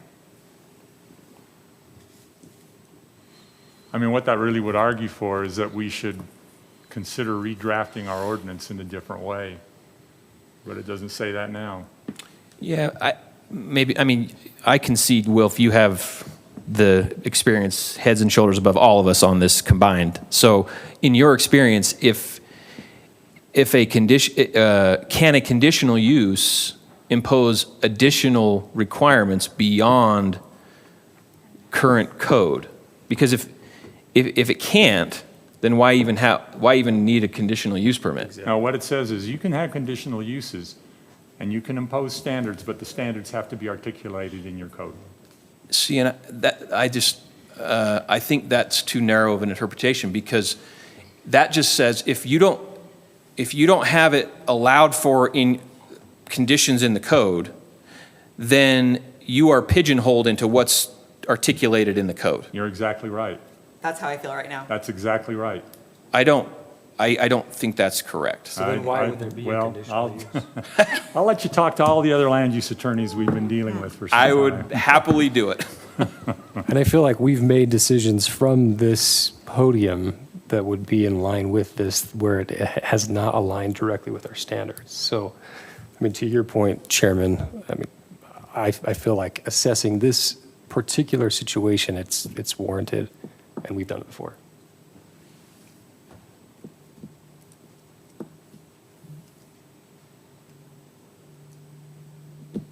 Let me just read it to you, Josh, real quick. A municipality may, this is a state code. A municipality may adopt a land use ordinance that includes conditional uses and provisions for conditional uses that require compliance with objective standards set forth in the applicable ordinance. Okay, so let's go to the, I mean, if we really want to go down this road, there, It's 10-9A-507. what I think, Wilf, what I think that means is Kaysville has some standards that are in our code for how we are to look at conditional uses, not the state code, which is what this is. In city ordinances, we have standards that we are to apply for conditional uses. And I mean, I can look, my phone's not cooperating with me with the city's code. And those are the standards we apply. And I guess my take would be, this would allow requiring, taking out a unit and requiring more parking stalls off-street would be right in line with the standards with which we are intended to evaluate conditional uses, if that makes sense. It makes sense to me, and if it doesn't, I think what would the point be of having any conditional use if our hands are tied? If it's just, like you said, the word is with objective into the code, either we need to change the code, is that the point to go on the back end, and it would feed into the outcome? Yeah. Now, I will say this, Josh, to say that there is a provision in our city's ordinance under conditional uses. It does say that that conditional uses shall comply with the standards in this title, and that means our entire zoning code applicable to this use. And in addition, they also shall comply with the following standards. And there is this, I will say, let me preface that by saying up front, these additional standards are very generally worded. Point number 5, provide adequate off-street parking on the site. Exactly. And I would say this is not adequate, so let's add a condition that makes it adequate. So under that kind of a provision, I would say you're right. But I think that it could be argued that that's not matching what the state code is requiring. Yeah, and I see that. I guess how I would the state code says you need to adopt standards by which the planning commission should evaluate conditional uses. City Code 17-30-8 says standards. Those are the standards that the city has adopted to satisfy state code, and there are 12 criteria which are, quote, standards that we apply when evaluating conditional uses, and one of them is off-street parking. They are, but they're very general. And there's a number of consultants, so to speak, I guess, out there now that are helping communities all around the state rewrite their conditional use chapters to come better into compliance with state code, because so many conditional use ordinances all around the state are written in such a way that they really don't comply with current state code. So I would say this probably does not comply with current state code, but it is what our ordinance says.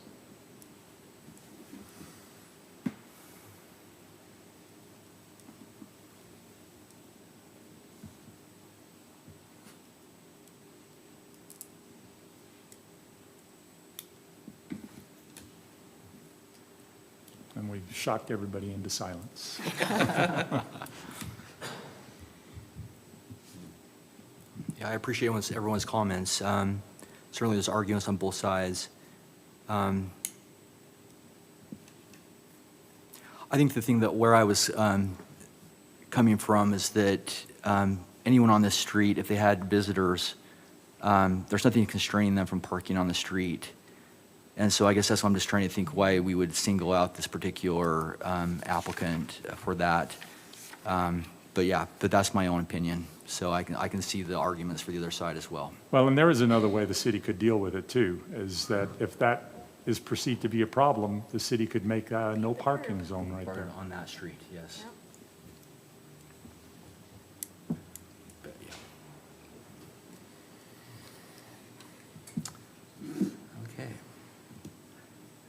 there isn't any further discussion, I would entertain a motion.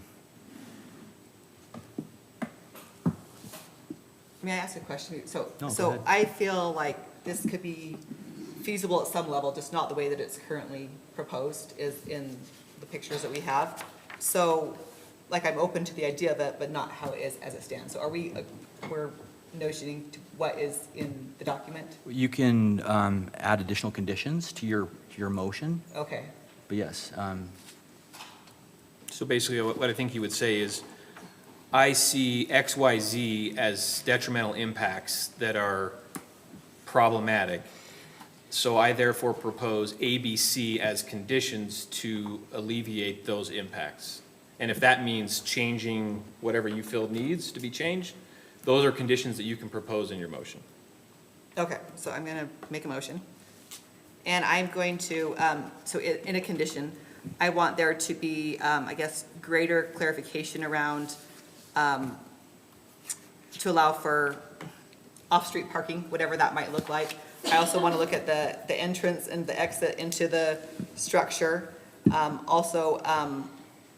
really don't know how people are gonna pull in and pull out. It just doesn't seem very wide. If you've driven by the actual property, I had to even go talk to the crossing guard, there was nowhere to park on the street. So I had to go park on the other street behind, I don't know where the dental office is, the other street, and back up a little bit. And I had kids in the car, and I didn't want to get too close to the stop signs. So then I had to back up more. Then I had to walk all the way around the corner to go talk to the crossing guard. And it's one house adjacent to that. So I guess my next motion would be to disagree with having there be no parking, because that doesn't solve the problem. We're just pushing it onto someone else, or maybe the library parking lot, I don't know. That's already full all the time. You can't even get to the splash pad.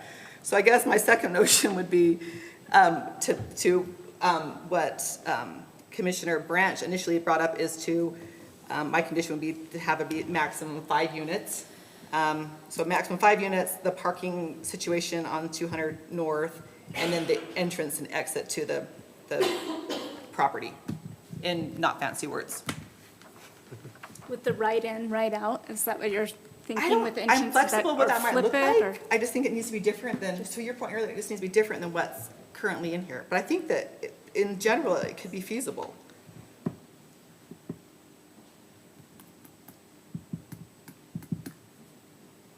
okay, so we have a motion for approval with the conditions stated. Do we have a second? Can we clarify the Yeah, conditions? Can we clarify conditions? So I think, if I'm understanding right, Commissioner Keach, so one is the maximum of 5 units. I think we would maybe want to be more specific about the entrance and exit, and I think I would be in support of what Commissioner Sunloff was stating of the right in, right out, and making that a specific condition. And then the third, I think, was parking, and is that combined with the maximum of 5 Yeah, units? that would be like a. So maybe that addendum one's to that. addressed in that. Correct. That the condition is that there's a maximum of 5 units to account for additional parking. Is that the proposal? Correct. Thank you. So 5 units, but the 12 parking stalls, is that what you're trying to say? In addition to the 12, I think the condition would be that there are additional parking stalls taking out the 6th unit. If So you you're just beyond eliminated the this, 12? Right. You're requiring more than the 12? I think that's the proposal, right? I think if you take out the 6th unit, you're gonna it's gonna ease up the burden in terms of parking space. I'm not mandating a certain number. I just think you need more space around there to put in, I don't know if you legally have to have a certain number. If I take that out, however I don't know what that sounds like, but it just is too tight the way it is, given the proximity where it's at on 200 North. If it were in a different neighborhood, not by the crosswalk, not by so close to the intersection, it would be a different argument. So I don't know how you put that into. Can I Yeah, say help. what you're trying to say? Yeah. You want to take the square footage from a unit and turn it into parking for the 5 units that's remaining. You want to use the square footage of the 6th unit and turn it into parking space, additional parking space. Yeah, for guests or to accommodate. beyond. Above the 12. That's what you're trying to say? Correct. And then, but I think Wilf will have Will's point will He's go into. thinking, You're changing the standard. Oh, no, I'm not thinking I know what I'm going to do. And then that just, it doesn't have to be, I'm flexible on that, I'm just saying, the way that if you drive by during rush hour or while the crossing guard is there, I'm just saying. We need to have conditions, though, that we can actually right, that's why I'm like, I'm being enforce, very verbose. understand and enforce. And so something, Yes. well, I'm flexible with it. Yes. I understand you're maybe having difficulty getting to an actual number, but like, we need to have conditions that we can understand and make sure they're complying with. So, you know, again, what I've listed here, and my assumption, Krista, would be that your conditions, or that your motion would be with these A, B, C, D, E that I've listed in my staff report, and now you're adding in F, G, and H. F would be, well, I guess C would be no more than 5 units. F would be the Additional park. additional Put parking. additional parking on site. And then G would be right in, right out. Okay, so we would need to know a number on how many parking stalls you would want to require as a condition. So what would that be, total of? So if you pull up the site plan, Oops. I just drew on my drawing here, and Krista and I are talking about it, so we'll let the world in on this conversation. You take this out, okay? Take this unit out, Sorry, let me mouse over. and This you, unit or no, this no, number? Oh, 6, gotcha. sorry. Number 6. Okay, I'm Right with here, you. yep. So you take 6 out, and then you draw, so this is the curb. You draw this curb coming all over here, and then you have a little end island. You have 1, 2, 3, 4, 5. I think you'd fit 5 additional stalls by taking that number unit 6 out. And in my opinion, I don't know if this is Krista's motion, in my opinion, 5 units would adequately address the concern that I have by just removing 6 and adding, putting a specific number on it, 5 additional stalls So 5 units. and 17 plus stalls. 5 more stalls, so 5 units and 17 stalls. 17 stalls, including 5, actually, no, it would actually be, you lose this stall. Right, so it would be, So 16 stalls probably? if that's what you wanted to do. Melinda, will our attorney allow us to change the standard on the parking to meet our wishes because we're concerned about this neighborhood? Well, How do you think you'd interpret us changing the standard? In my opinion, it's an emphatic yes. But safety there's other reasons. options though, right? I mean, they could impose no parking on the street. If that really is the concern, no parking on the street, it could be achieved a different way and not put the burden on the applicant to ensure that. Given the proximity where it's located, what would that achievement look like? yeah. Yeah, I agree. It's just going to move it, move the issue to somewhere else. But my problem with this, I have total sympathy for what you all are saying and looking at doing. My concern, my issue is the fact that our ordinance is not specific or clear enough to allow us to do this. Let me rephrase that. I think our ordinance is general enough in language right now that it would allow us to do this. So we are in compliance with the city's ordinance. I don't think the city's ordinance is in compliance with state code.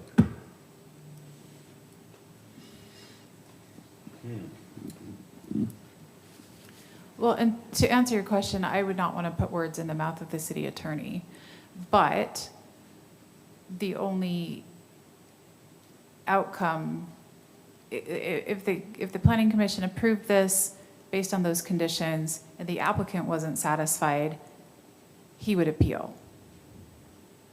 And say that we're not allowed to impose those additional That's true, he conditions. could appeal it. So I don't know, I mean, if the applicant would want to speak and see if he feels like adding 4 more spots would be doable for his project, but, I don't think our city attorney would recommend that we go against state code. I don't think, that would be a good thing, obviously, but it only would matter really if it was appealed, right?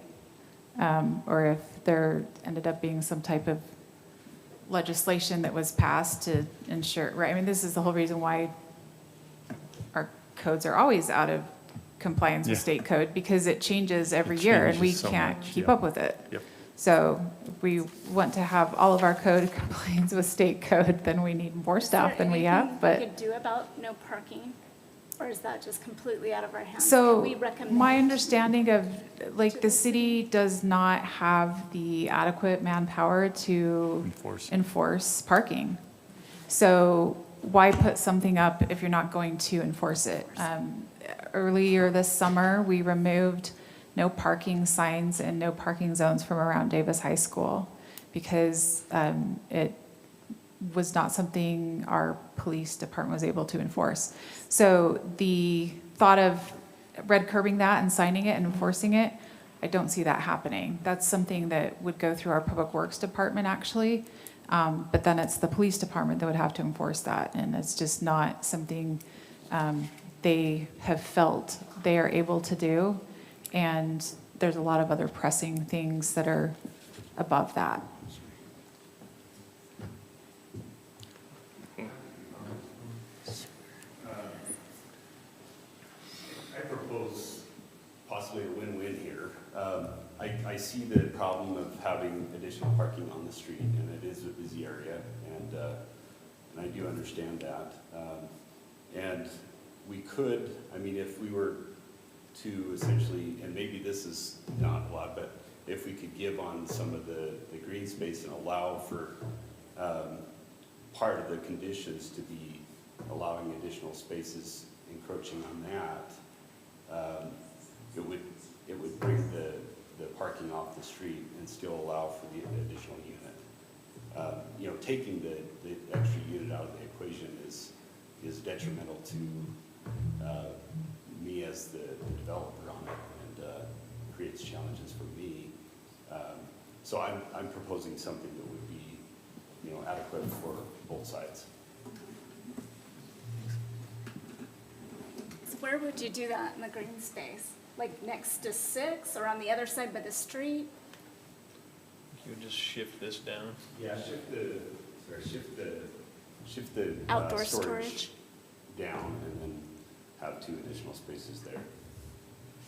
Yeah, you wouldn't, in my opinion, you wouldn't want to get too close because, you know, you need this throat, as they say, distance, because a car coming in Visibility. doesn't want to run into someone backing out, but yeah, you might get 2 extra. Is there a minimum green space area required, Melinda? Or Yes, and I think they Dan? exceeded it a little bit. But the thing I keep looking at is our parking requirements. I mean, we got a specific chapter 32 off-street parking. And one single dwelling unit, 2 spaces. 2 unit dwelling, 2 spaces per unit. 3 dwelling units, 2 spaces per unit. Anything we're trying to impose over that, I mean, I got a whole row of them here that it's like Wolf's saying. But multi says minimum of 8 over 4. So couldn't this be considered multi-unit, minimum of 8? Well, it is. It It's a is. minimum There's of 8 12. With another 1.5 spaces that's required for, 1.5 over 5. yeah. I just want to call out. He has 2 per. Sorry, Rachel. I just want to call out the concern with the parking. I mean, for me, it's not so much that we don't want people parking on the street. It's that there is nowhere to park on the street, right? So I think that this would bring in a lot more congestion by way of those that live there, those that come and go. Most of these will likely, their garage space will be used as storage and not a parking space. And so this was going to push parking into the library, into the dentist's office. People will be parking blocks away to get to these complexes or to these facilities. So I just want to clarify, for me, my concern is not that people will be parking on the street. So, you know, putting no parking signs out, that will still just push parking somewhere else. So I think that's And if the they do park consideration on the here. street with the crosswalk, I think that minimizes visibility. It's true. Well, and I'm sympathetic with you. And we should amend our ordinance, change it to reflect that. So for me, if we are out of bounds by proposing and approving a condition like this, my recommendation would be, I mean, I would vote nay on the whole thing.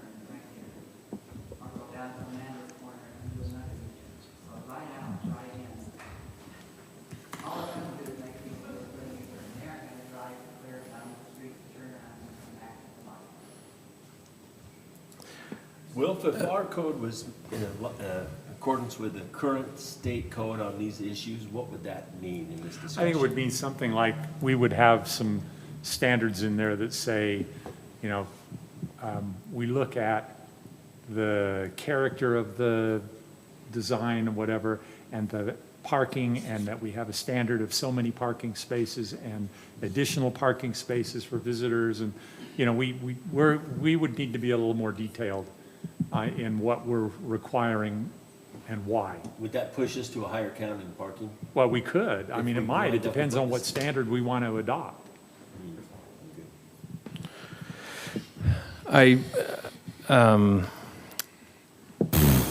I'll just say again, I think that that's just not an accurate interpretation. And as an example as to why, think of all the conditional use permits we have approved where we have discussed additional parking. And we've imposed requirements, maybe not specific stalls, probably in the past, I think we could probably go back and find some. We've talked about what is quote-unquote adequate parking. That's what our standard is. We have to analyze and say what is adequate. And I actually think that is not a subjective standard. That can be objectively analyzed. And in this case, in this case, what is proposed, this is how I would analyze it. What is proposed is not adequate, because what is proposed is only addressing the minimum for each unit. If there were, in fact, spaces to park on Tudor North, this is kind of what Cody had said, then maybe the minimum for units is adequate. But there is not places to park on 200 North. You can't park on 200 North in the vicinity of this property. Therefore, what is on site is not adequate. We need to allow for a few more spaces in order to make it adequate. And I think 4, maybe 5 additional would meet the adequacy standard. I mean, I think if I remember right, when we have debated additional parking, it has been with conditional use permits where we were talking about like accessory dwelling, you know, or, you know, like you're having additional people, like sectioning off a house, so you're gonna have essentially 2 homes in one. So we so we said there need to be more parking than just for the one home by itself. You're imposing additional spaces for the other unit. I don't think we ever went where we said there had to be more than two spaces for each dwelling unit. I agree, that's kind of what I recall as well. Yeah. So would it be a happy Just- negotiation to trade some of that green space for a few parking spots? Knowing that if we don't, it could be appealed? Because our code is not flexible enough to allow for those changes?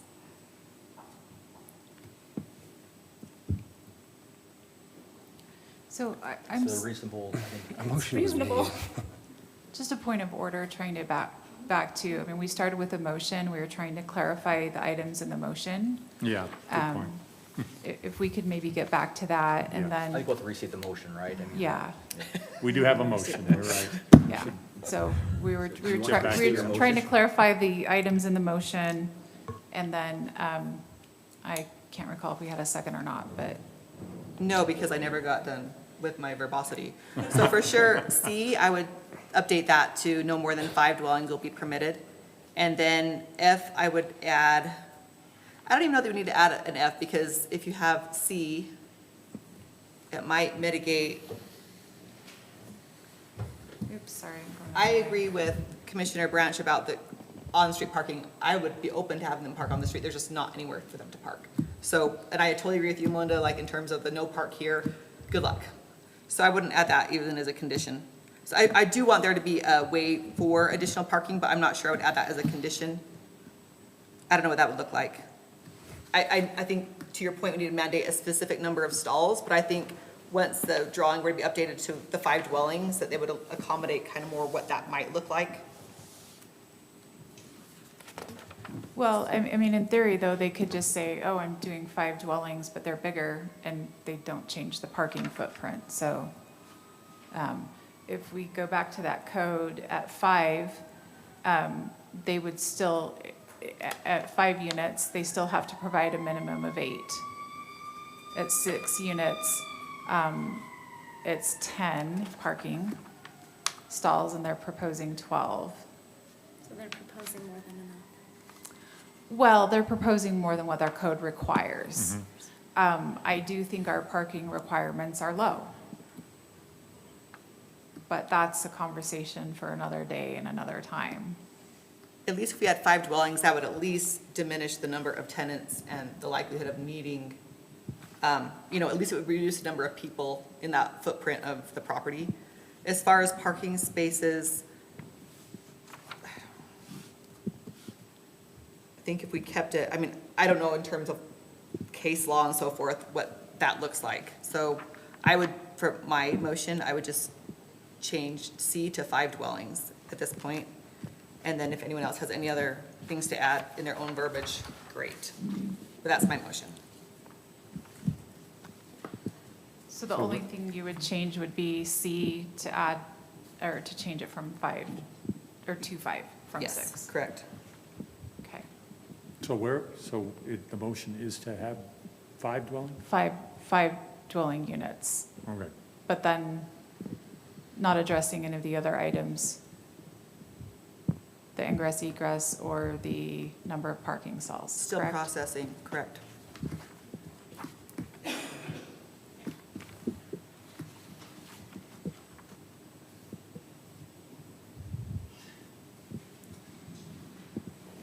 Do we have a second?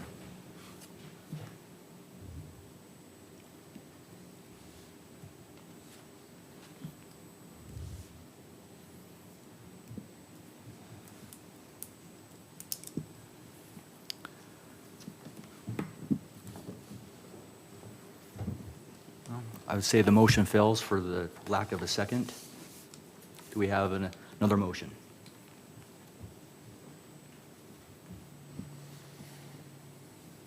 I will venture one if nobody else wants to. So I make a motion that we approve the conditional use permit that's proposed for this item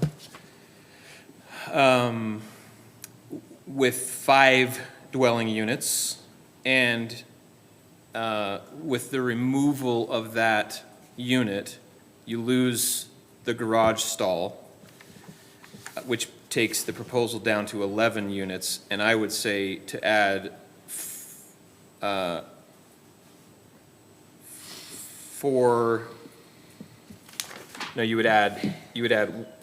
more units where, 5 more stalls, excuse me, where unit number 6 gets removed, so you would just extend stalls 9, 10, 11, and 12, you would extend that to the south, so you'd add, there would be 12, yeah, there would be 5 more units, or 5 more parking stalls there, excuse me. So there's that condition. And then the other condition would be to add a ride-in, ride-out. And the final condition would be to require a 6-foot fence around the site. So total parking would be 17 stalls for 5 units? So 5, 6, 7, 8, 9, 10, 11, 12, 13, 14, 15, 16, Okay. actually. Okay, because it's minus the one for the garage. Yeah. Okay, thank you.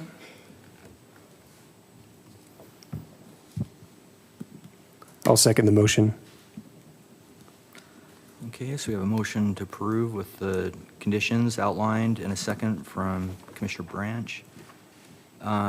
We will start the voting with Commissioner Branch. Aye. Aye. I've stated plenty of reasons. I think further, we're in essence with this motion doubling the requirement of our ordinance, so I vote no. Aye. Aye. I will vote nay for the same reason that Wolf mentioned. I don't think it's our position to go against the standard in our current code. And I will vote nay for the same reason as well. So we had 3 ayes, 4 nays. Is that, am I right? Or did it? The other way around. The other way around. So we had 4 ayes, 3 nays, so the motion passes.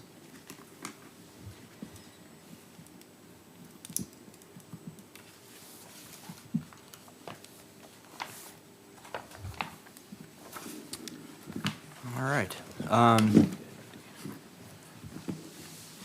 Do we want to forego the item 8 till the next meeting? Melinda? I will leave that up to the commission. I didn't know how long we would go this evening, so we do have that discussion of the moderate income housing element. We can do that tonight. We can push that to another meeting. I don't know if, I mean, we had quite a long discussion last meeting. I don't know if the additional information provided in the staff report is more helpful than what we started with last time. So I'll leave that up to the preference of the commission. If they want to proceed forward or move on to another meeting. How does everyone feel about, you want to put it off, or you wanted to have a discussion tonight?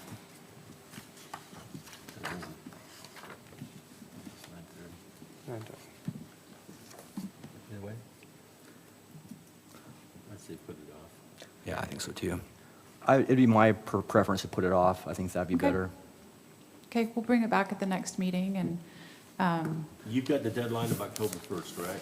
To submit this? yes, but I've already been talking with the individual at the state that is working with all the compliance and told him that we just barely adopted our general plan in August and we probably won't meet that October 1st deadline. So we won't be the only one, but as long as they know we're working towards that, I think we'll be just fine.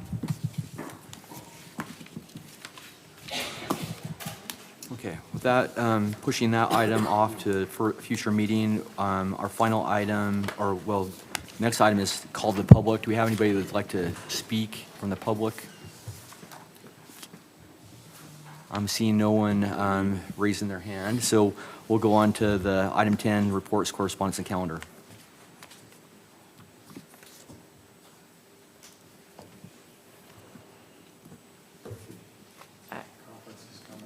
Yes,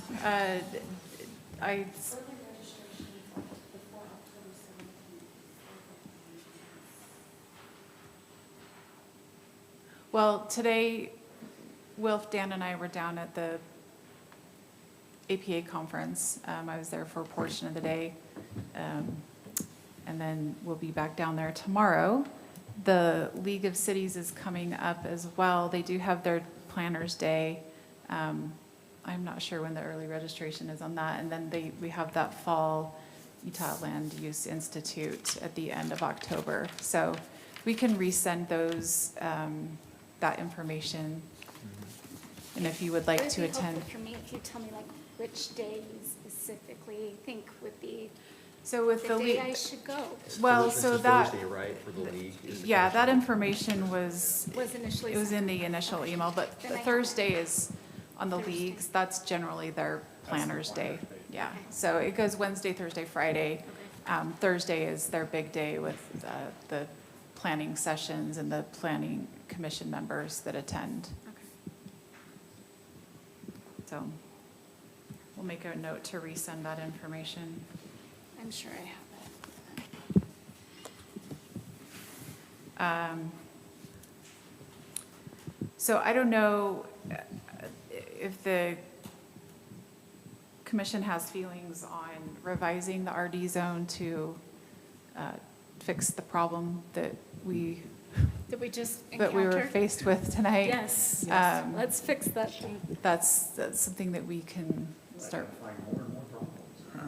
Well, yeah, and that's, again, it's part of the problem, right? Because, I mean, I'm overwhelmed with what's coming at us and we haven't even had the legislative session start. So just knowing what they're going to bring forward is, it's a challenge to try and keep anyone's code current. And that's, you know, I mentioned today to a friend who has worked for me in the past, and she's now doing consulting. And we really need good land use consultants and good planning consultants out there, because it's impossible for most any city to keep on top of this. I mean, even if you have an army of planning staff, which we don't. I guess my microphone hasn't been on, sorry, but, you know, we don't have that. And so it's, you know, we're as busy as however many applications we have come in. And obviously, we had a big meeting tonight with a lot of items, and so it's a challenge to try and keep up with all those other things that come through the state legislation and then case law and all of that. So, but that's one of the reasons too why it's important that we as staff go to these training events, because that's where we learn what the outcomes are and what we need to do to fix that. So we'll look at ways. I mean, I'm sure there's probably some city council members that would have some feelings about the RD zone and that determination that we've made. So we'll look at that. And again, I do think our parking requirements are low for a community that doesn't have really good transit system. We're a very car dependent community. You know, there's, and I came from a city whose our code is this thick. I came from a city like just Title 17, their land use code was this thick. And that's in many ways how detailed you have to get to be able to get the right outcomes. And so you don't have all of these questions. And then, anyway. Unfortunately, it's true. Mm-hmm. So we're looking for free interns.